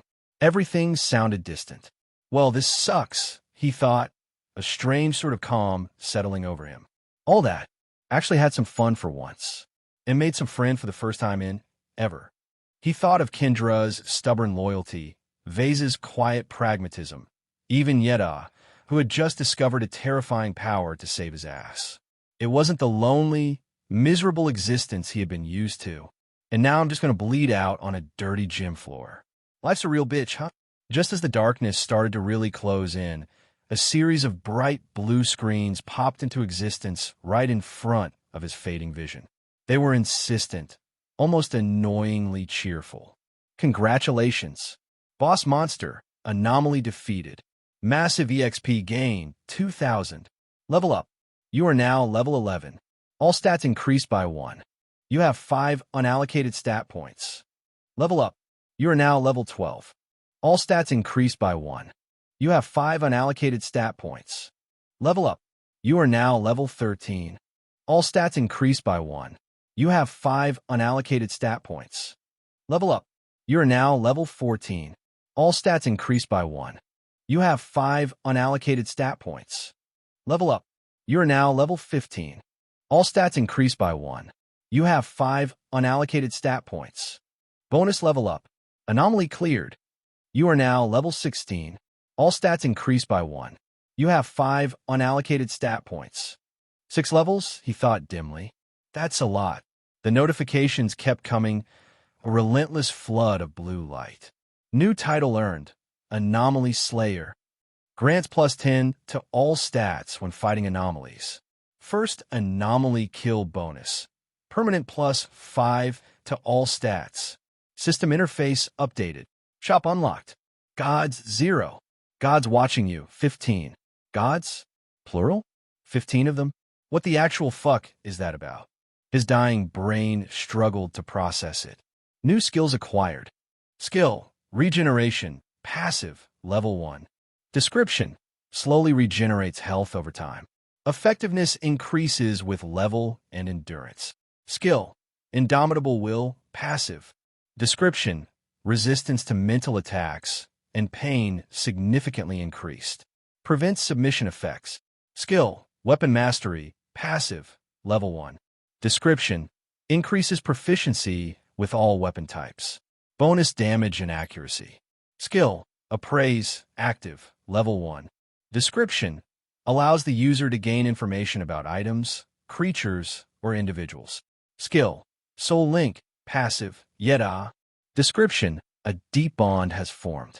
You can sense Yeda's general emotional state and well-being. Further benefits may unlock as the bond strengthens. There was more, a lot more, scrolling past, minor system updates, achievement notifications, a whole mess of stuff he couldn't focus on. But the regeneration skill stuck out. Even as he was thinking it, he felt a faint warmth spread from the gaping wound in his stomach. It wasn't much, just a slight tingling, but it was there. The bleeding didn't stop, not by a long shot, but it wasn't gushing quite as fast. Yeda was still there, her small hands pressed uselessly against his wound, tears streaming down her face. Nox, please don't die. Please don't die. He tried to lift a hand, to pat her shoulder or something, but he didn't have the strength. The blue screens were still there, but they were fading in and out with his vision. She sure does care a lot for a guy she barely knows. He thought, smiling for the first time in years, a real, genuine smile. Kendra hit the alpha gobdog one last time, a solid crack right to its already dented head. The thing gave a weird shudder and then just flopped on the gym floor, its legs giving a few twitches before it went completely still. Fucking finally, she gasped out, the weird hardness of her skin fading back to normal. She could already feel bruises starting to ache underneath, but it felt like all her bones were still in one piece, so that was a win. Vesa lowered her hands. The ice she'd used to trap the gobdog's lower body was now just puddles spreading across the floor. That took longer than it should have. She sounded beat, but still had that usual Vesa composure. Then they both spotted him. Nox. He was down, Yeda kneeling beside him, and there was a shocking amount of blood. Just so much. Shit, Nox, Kendra yelled, totally forgetting her own aches as she bolted across the gym. Vesa was right there with her, and for once, that super calm front she always had seemed to have a few cracks. They skidded to a stop next to Yeda. She was a mess, just crying, her hands soaked in red as she tried to press down on this huge, awful rip in his stomach. He's not breathing right. Yeda choked out, looking up at them, her eyes wide and full of pure terror. Kendra dropped to her knees, her gaze locked on the injury. It was bad. Seriously, catastrophically bad. She'd seen people get hurt in fights before, plenty of times, but this looked different. This had a horrible kind of finality to it. What the hell happened? She asked, her voice coming out way rougher than she meant it to. He killed it. Yeda sobbed, pointing a shaky, bloody hand at the big dead monster a few feet away. But it got him. Vesa was already crouched down, examining his with a grin set to her mouth. The bleeding is too severe. We need to stop it. She glanced around, but it was clear to everyone there wasn't a medkit just conveniently waiting for them. Kendra just stared at his face, how pale it was, and at the blood soaking into his ruined clothes, staining the floor beneath him. A strange, tight feeling twisted in her gut. Why was she getting so worked up about this? This was the guy who'd been a complete asshole to them 90% of the time, treated them like they were liabilities. He'd practically insulted them into getting stronger. So why did seeing him like this, so still and broken, make her feel like she was about to be sick? He's a jerk, she thought, her mind racing. A cold, sarcastic jerk. But he wasn't fake. He never pretended. He was just him. Maybe that was it. In this messed up world where everyone was either freaking out or trying too hard to be brave, Nox had just been brutally, surprisingly real. He hadn't babied them. He'd pushed them. And crap, they were alive because of him. They were stronger because of him. Vesa was probably thinking along similar lines, though her thoughts, as usual, were likely more organized. He's abrasive, she might have been thinking, inefficient in social interactions. But his assessment of situations is usually accurate, and his methods, however unorthodox, yield results. She watched Yeda fruitlessly trying to press harder on the wound. He never asked for our loyalty. He never tried to be liked. That indifference, it was infuriating, but it also meant he wasn't playing games. When he told us to fight, it wasn't for his ego. It was for our survival. Why did that knowledge make something in her chest ache now? Seeing him so damn vulnerable. He's so cold, Yeda whispered, her hand lightly touching his forehead. He's losing too much blood, Vesa stated, her voice tight. She looked at the wound again. If this was anyone else, they'd be dead already. Kendra swallowed, her throat suddenly dry. Yeah, well, he's not anyone else, is he? She looked at Yeda. What about that glowy thing you did before? Can you do it again? Heal him, or something. Yeda shook her head, fresh tears starting up. I don't know how I did it the first time. And I think it took everything out of me. I can't feel it anymore. Besides, I really don't think it can be used for healing. Just then, Nox's body gave a small twitch.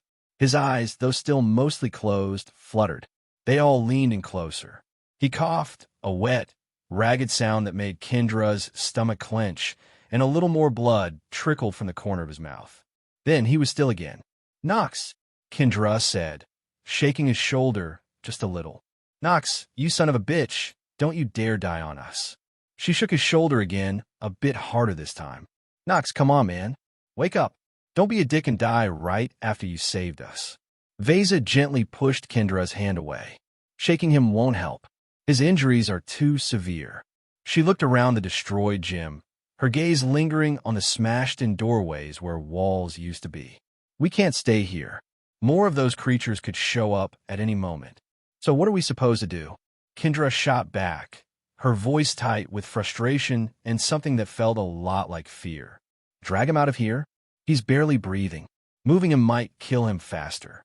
Yeda sniffled, wiping her eyes with the back of her bloody hand, smearing it further. We should stay, right here, until he wakes up. We can't leave him like this. Kendra looked at Yeda, then at Nox, then back at Yeda. Stay here? Are you nuts? Vase is right. This place is a death trap. Those dog things, or worse, could wander in any second.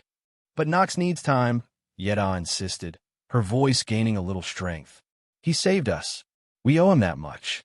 We can barricade the doors or something. Vesa considered it, her expression thoughtful. The main doors are completely gone. Barricading them effectively would be difficult, and we don't know what other entrances there are. But Yeda has a point. Moving him in his current condition is extremely risky. She looked at the massive wound in his stomach. He's lost a significant amount of blood. Any further jostling could restart severe bleeding, assuming it's even stopped. Kendra ran a hand through her hair, looking stressed out of her mind. So we're stuck between a rock and a hard place. Stay here and risk getting swarmed, or move him and risk him bleeding out on the way. She kicked at a loose piece of debris on the floor. Damn it all. We stay, Yeda said, her voice firm this time.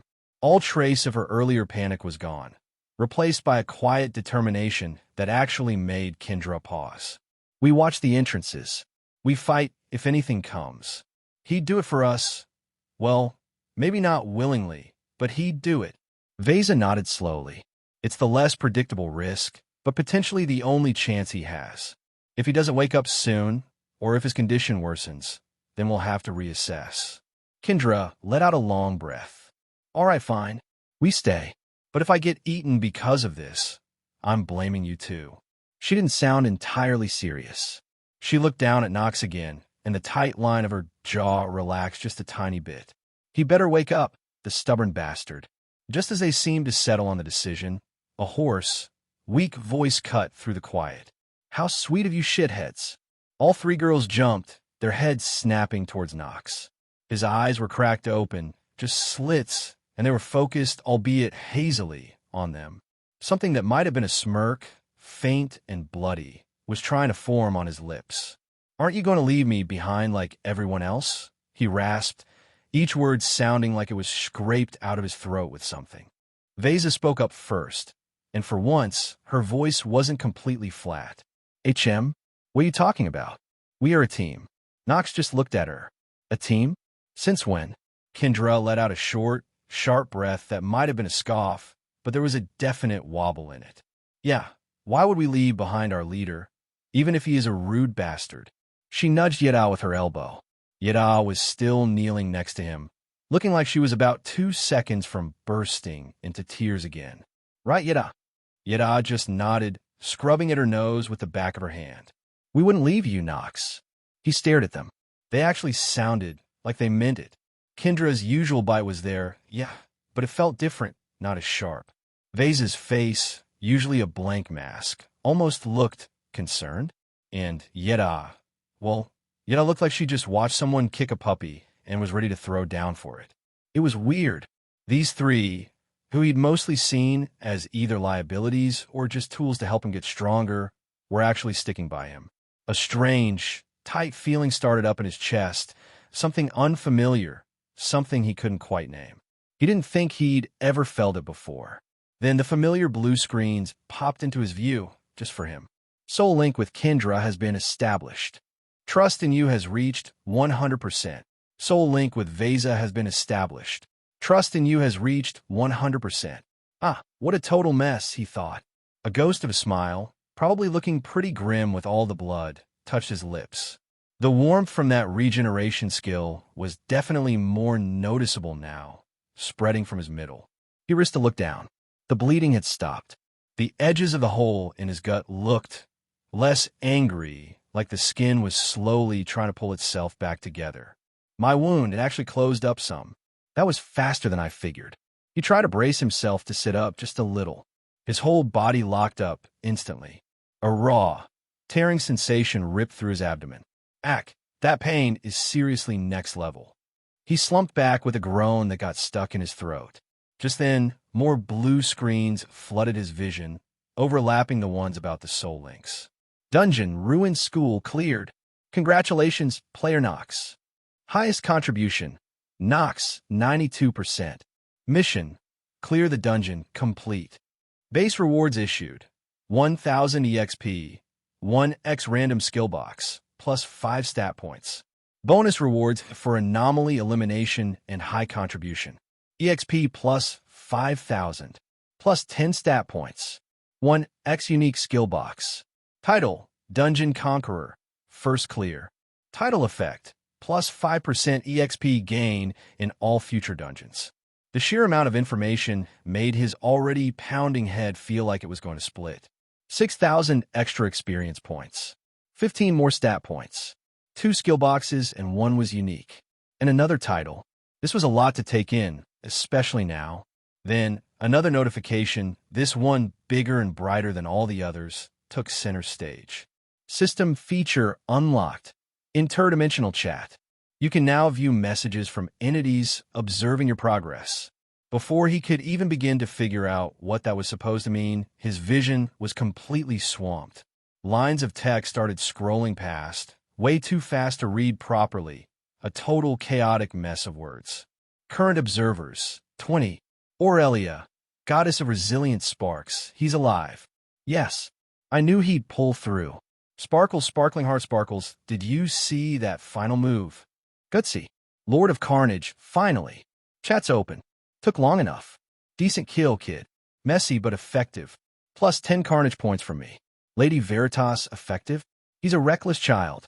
And frankly, that display of brutality was disturbing. This is not heroism. Master Strategos, survival against a superior opponent, leveraging environmental factors and opponent psychology. Statistically improbable, yet achieved. Interesting. Baron von Cynic? Oh, please. He got lucky, and he looks like roadkill. What's so impressive about nearly dying? Aurelia, goddess of resilient sparks. At Baron von Cynic, he didn't just get lucky. He made his luck. He's a fighter, and he was protecting Yetta. That's brave. Shield, glowing star. The silent watcher. Provoked the boss into a predictable attack. Risky. Almost fatal. Trickster God Hermes 4. LOL. That taunting game was top tier. My grandma hits harder, gold. Faced with tears of joy had the big furry idiot fuming. Lady Veritas, such language. And encouraging taunts? This is not a sport. Remember Mark Julike? He shot an unarmed boy. Aurelia, goddess of resilient sparks. At Lady Veritas, Mark was a bully. For years, Nox was pushed to the brink. What was he supposed to do? Let them keep torturing him. Justice served, I say. Faced with steam from nose. Lord of Carnage, damn right. Kid's got a spine. That window jump in the classroom, leaving those sniveling brats to the dogs. Chef's kiss. Best opening move I've seen in eons. Baron von Cynic, where he's just a sociopath who abandoned his classmates to save his own skin. Let's not romanticize cowardice. Aurelia, goddess of resilient sparks, it wasn't cowardice. It was survival. They never helped him. Ms. Joy literally laughed at him. He owed them nothing. Angry face, broken heart. Master Strategos, analysis of the classroom incident. High risk, high reward. Minimized personal threat, albeit at the cost of potential allied casualties. A pragmatic, if ethically questionable, decision given his prior treatment. Oracle of Fates, the threads around him are chaotic. So much potential for both creation and destruction. This chat will only amplify it. Goddess of gentle showers. Oh dear, he looks so hurt. And that poor girl Yada, she was so brave too. I hope they both recover. Sad but relieved face. Trickster God Hermes 4, what about that Jax kid? The golden power-up? That was some Deus Ex Machina bullshit. This Nox kid fought with what he had. More entertaining. Aurelia, goddess of resilient sparks. Exactly. Jax had a sponsor. Nox is earning every scrap of power himself. And Ava with her fire? She just ran. Nox is out here clearing dungeons. Fire flex biceps. Lady Veritas. He is also creating more chaos than he resolves. This power is corrupting him. He's becoming what he despised. Lord of Carnage. At Lady Veritas lighten up. Very. Kid's a natural. Born for this new world. Aurelia, goddess of resilient sparks. He's adapting. He's a survivor. And he's got a good heart deep down. I just know it. Look how he helped Yeda awaken. That was amazing. Sparkling heart, sparkling heart, sparkling heart. Aurelia, goddess of resilient sparks. I sent him a regeneration potion earlier, but I guess he couldn't get it cause chat was locked. Loudly crying face, hope it gets to him now. And a stamina biscuit. And a you're doing great banner. Sparkle's party popper. Nox's brain felt like it was short-circuiting. Gods were watching him, talking about him like he was some contestant on a messed-up reality show. And who the hell was this Aurelia person? And why did she sound like a hyperactive cheerleader on a sugar rush? A small, mostly see-through box appeared at the bottom of his vision, right over the scrolling chat. Aurelia, goddess of resilient sparks, fan value, 78,500, rank number 1 supporter. Gifts pending delivery, minor regeneration potion X1, stamina biscuit X3, encouragement banner, cosmetic X1, 78,000, fan value. What in the actual hell was going on? He was lying here, practically bleeding out on a disgusting gym floor, his guts almost on display, and a bunch of divine beings were grading him, sending him freaking biscuits. He tried to make some sense of the words swirling in front of his eyes, the completely opposite opinions, the pure insanity of it all. They were picking apart every single thing he'd done, every choice. The classroom. Mark, Ava, Jax, the girls. It was just too much. Nox, are you with us? Kendra's voice somehow cut through the noise in his head. He blinked, trying to get his eyes to focus on her face, then Vase's, then Yeda's. All three of them were just staring at him. He's looking at something, Yeda whispered, her eyes still huge. Like he was before. In the classroom, he wanted to tell them, to try and explain the absolute craziness that was flooding his brain. But how could he even start? Hey guys, so, turns out there are like 20 gods watching us right now, and one of them is my number 1 fan and just sent me a cookie. Yeah, that would go over real smooth. He just let out a low groan, a sound that was part pain and part pure, unfiltered bewilderment. The chat messages kept right on scrolling, a nonstop, overwhelming wave of divine commentary. He was so unbelievably lost. Nox tried to make sense of things, but the pain was still pretty gnarly, and the gods, or whatever they were, kept yapping in his head. That little box at the bottom of his vision, the one showing Aurelia's gifts, looked like the only helpful thing on screen right now. Except, he thought, putting everything he had into the mental nudge. The second he thought it, something shifted inside him. It wasn't like the faint buzz from his new Regan skill. This was way stronger. The bleeding in his stomach just stopped. He could feel things pulling back together in there, surprisingly fast. The sharp, burning feeling faded into a dull throb he could mostly ignore. He felt like he could actually move again, not like every muscle was shot. He took a breath that didn't make him feel like his guts were about to spill out. He pushed himself up, first onto his elbows, then with a grunt he managed to sit. The girls had been watching him, looking completely wrecked, and now they just stared. What the? Nox. How? Kendra managed, her mouth hanging open a little. Yeda, who'd been trying to patch him up with a strip of her shirt, yanked her hand back from his stomach, still clutching the damp fabric. She just looked at his torso, which was still a bloody mess, but definitely closed up. It's healed. Mostly. New skill I learned, he said. His voice was rough, but it didn't crack. He got his feet, a bit wobbly, but he was standing. A skill that heals you that fast? Bro, I'm jealous. That sounds super useful, Kendra said, giving him a quick once-over. You were practically a goner a minute ago. Vesa just nodded, her focus fixed on him in that intense way she had. Remarkable. The rate of recovery is beyond anything I've documented. So, Kendra went on, folding her arms. What now, fearless leader?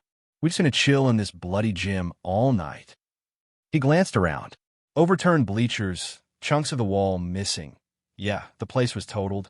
He was beat, and even with the magic fix-up, his body still felt like it had been through a meat grinder. He checked his internal clock. Already 9 p.m. They've been stuck in this school, this dungeon for hours.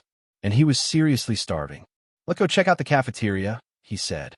"Maybe there's food." "The cafeteria?" Yeda's voice was small. "You think it's safe? And what if there are more of those things?" "If there are, we deal with them," he replied, straight up. "But I'm hungry, and you guys probably are too." They hashed it out for a minute. Food sounded pretty good, and hanging out in the gym with the dead boss monster and all the mess really didn't. Eventually, they were on the same page. Just as they were about to head for the exit, those bright blue chat screens popped up again in his vision, and he stopped. "Aurelia, goddess of resilient sparks, NOX. Oh, thank goodness you're okay. Quick, before you go. The cores. You need to get the cores from the big furry boss and the alpha dog thingy. Don't leave them behind. Sparkles, gemstone sparkles." He blinked, his focus going a bit fuzzy as he read the message only he could see. The girls picked up on him freezing. "Nox? What is it?" Kendra asked, her brow crinkling. "You spacing out on us again?" "Cores," he thought, aiming the question at the chat, at Aurelia. "What are you talking about? What are cores?" "Aurelia, goddess of resilient sparks." "Oh, right. You're new to all this. Monster cores are super important. They're like the crystallized essence of a monster's power, usually found near their heart or head. You can use them for all sorts of amazing things, enchanting weapons, crafting powerful armor, boosting your own abilities, sometimes even trading them for cool stuff later if a shop system allows it. They're incredibly valuable, especially from strong monsters like a boss or an alpha. Always grab them if you can. They're like treasure. Sparkling heart, money bag, hammer and wrench. His eyes refocused. Right? He looked at the massive, dead boss monster, then at the corpse of the alpha gobdog on the other side of the gym. "Hold on," he said, his voice solid. "Before we hit the cafeteria, there's something we need to do here." "Do what?" Vesa asked, her head tilting just a bit. The immediate vicinity appears clear of threats. He walked over to the dead boss, ignoring their looks. "There's something inside these things," he said, nodding at the corpse. "Something important." Kendra made a noise, somewhere between a scoff and a gag. "Important how? Like their guts? 'Cause I'm not really up for a monster anatomy lesson, especially not before we eat." "Not their guts," he said, crouching by the boss. "Something else. Just trust me on this one. We need it." He didn't bother explaining more. They wouldn't get the system stuff, and he wasn't in the mood to make up a big story. He used the jagged end of the pipe. He still had to start digging into the monster's chest, roughly where he figured a heart would be. It wasn't pretty. Kendra looked like she might be sick, but kept peeking. Yeah, edged a bit closer, her curiosity apparently stronger than her disgust. Vesa just watched, still as ever. After a few minutes of messy work, the pipe clinked against something hard. He reached into the cavity with his hand and pulled out a dark crystal about the size of his fist. It throbbed faintly in his hand, some kind of light trapped inside. Beast Core Anomaly Boss acquired. Quality high. Contains concentrated demonic and bestial energy. He said, turning it over in his palm. "Not bad. What is that thing?" Yeda asked, leaning in, her gaze fixed on the crystal. "No idea," he lied easy, "but I have a feeling it's useful." He then walked over to the alpha gobdog's body and did the same thing, pulling out a smaller core, less impressive but still with that same weird energy. Beast Core Alpha acquired. Quality medium. Contains moderate bestial energy. He shoved both cores into his pockets. "All right," he said, wiping his bloody hands on his already trashed pants. "Now we can go find some food." Kendra gave Yeda, "Are you seeing this? Look." And Yeda just lifted her shoulders. They didn't argue, though. If he thought rummaging around in dead monsters was the play, especially after he'd just saved their asses and cleared the dungeon, they weren't about to stop him. They left the gym, stepping out into a dark hallway, junk scattered everywhere. Their stomachs rumbled. Food. Definitely needed food. Nox mentally reached out. Aurelia. A clean, almost too bright text box popped into his view, separate from the mess of the main chat he'd seen earlier. Aurelia, goddess of resilient sparks, private chat. NOX.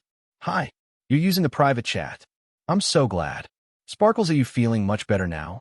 That minor regeneration potion, is pretty good for starters. He processed her wall of text. Yeah, it helped.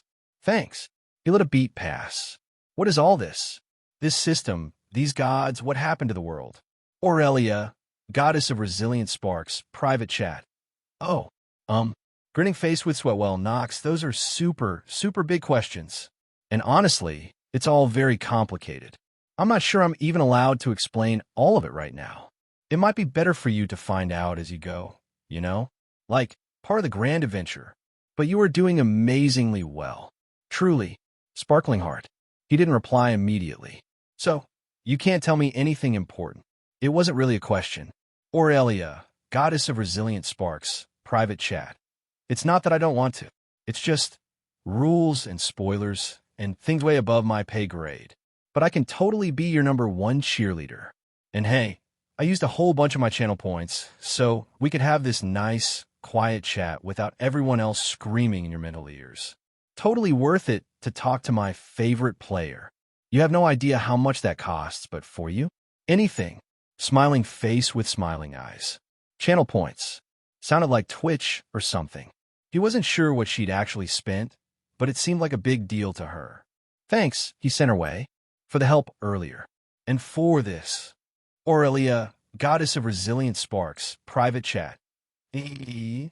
Smiling face with hearts, sparkling heart sparkles Knox. You thank me. A real, genuine thank you. Oh my gosh. I am just over the moon. You are the absolute best. Here, you're going to need these for the shop later.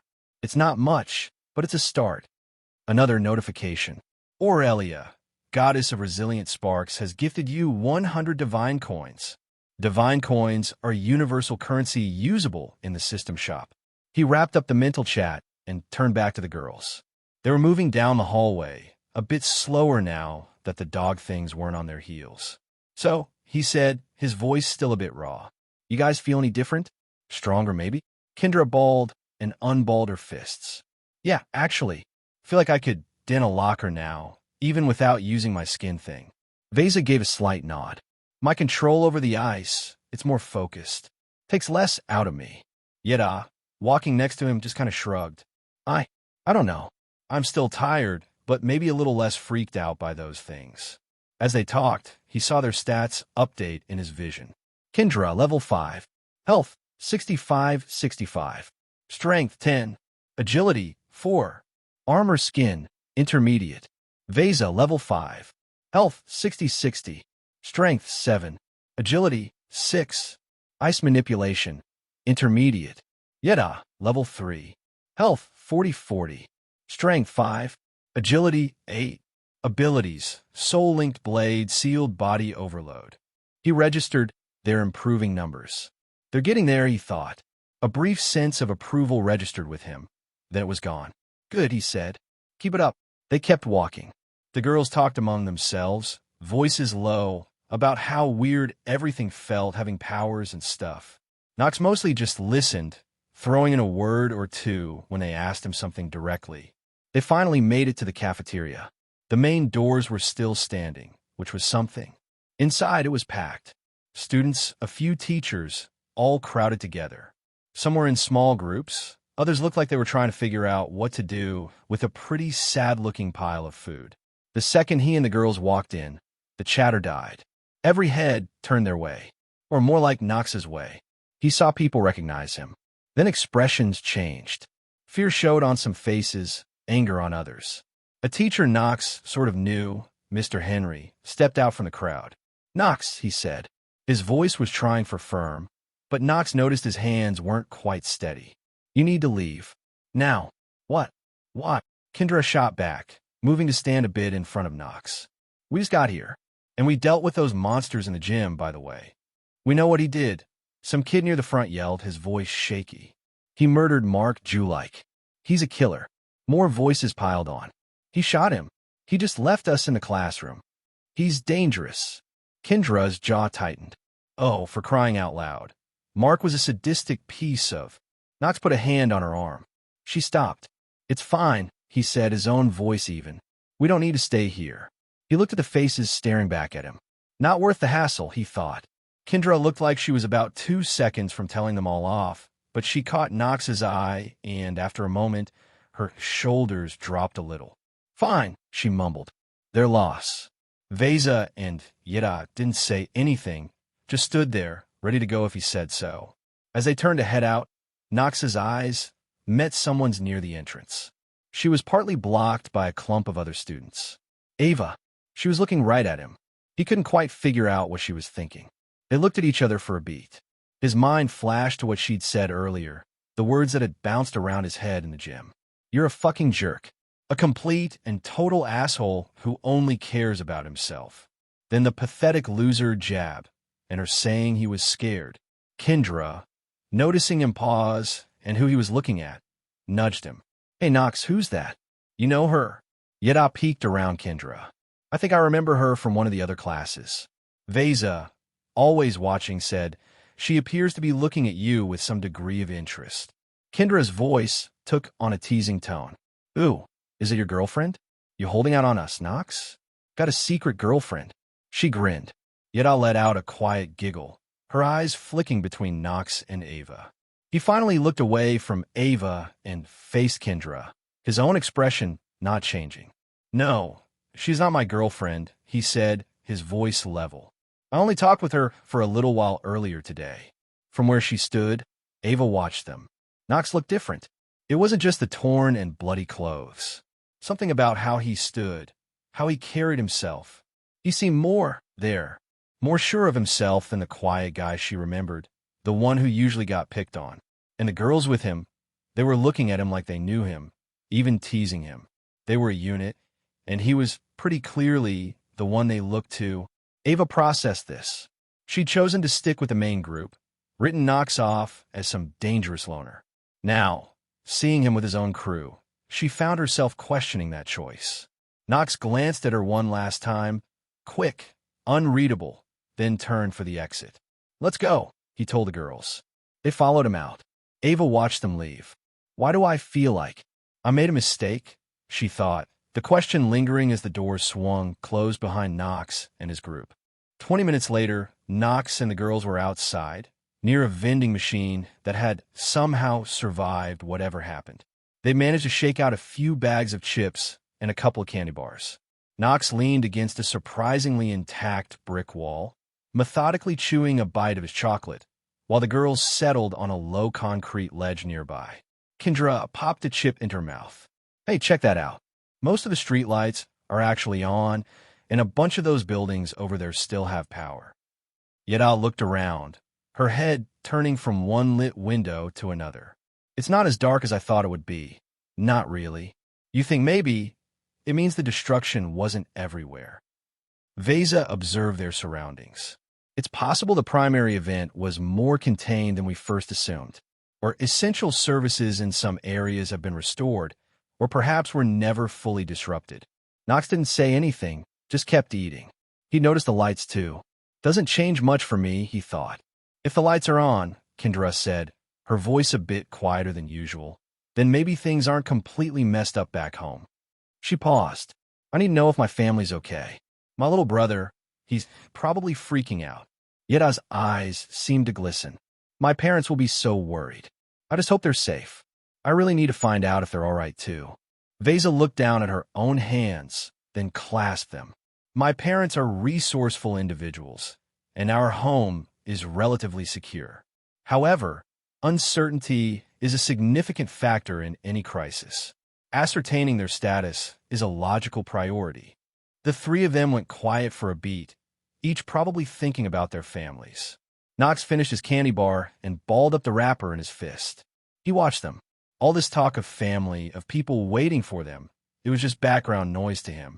He didn't have anyone. That was just a fact, like the sky being up, even if it was night right now. Kendra looked over at him. What about you, Knox? You got anyone you need to check on? He met her look, offering nothing with his own. No. His answer was flat, no room for follow-ups. Yeda turned to him. Oh, Knox, she said, her voice a little different than before. I'm sorry. He just shrugged, pushing himself off the wall. Doesn't matter.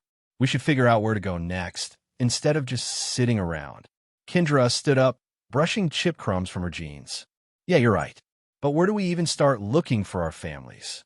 Or for, answers about what the hell is going on? Veza also got her feet. We require more information. This school was a confirmed dungeon, or at least it behaved like one. There might be other such zones.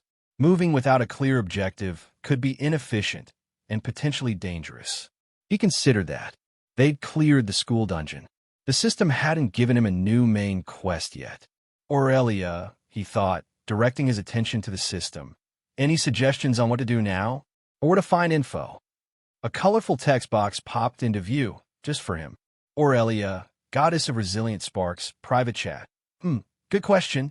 Usually after clearing a dungeon, players try to find a safe zone, or maybe look for other players or information hubs.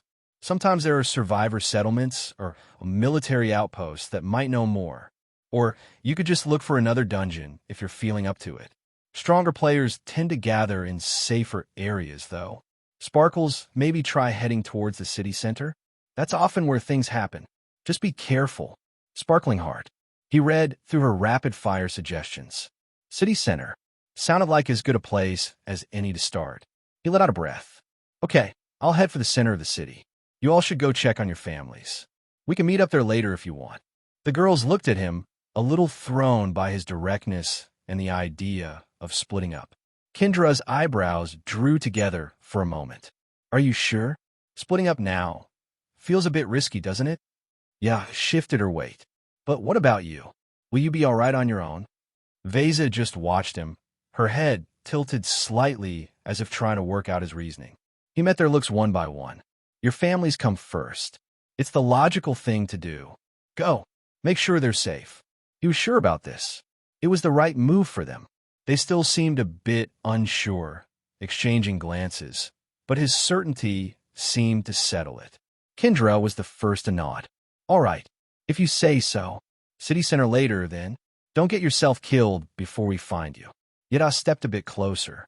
Thank you, Nox. For everything. Veza gave a small nod. Be careful. Then one by one they hugged him. Kendra's was quick, a bit stiff. Veza's was brief, a light pressure against his side. Yada's hug stayed for a moment longer than the others. It was a strange feeling, all of it. After the goodbyes, they turned and ran off in different directions, each heading towards where they hoped their homes were.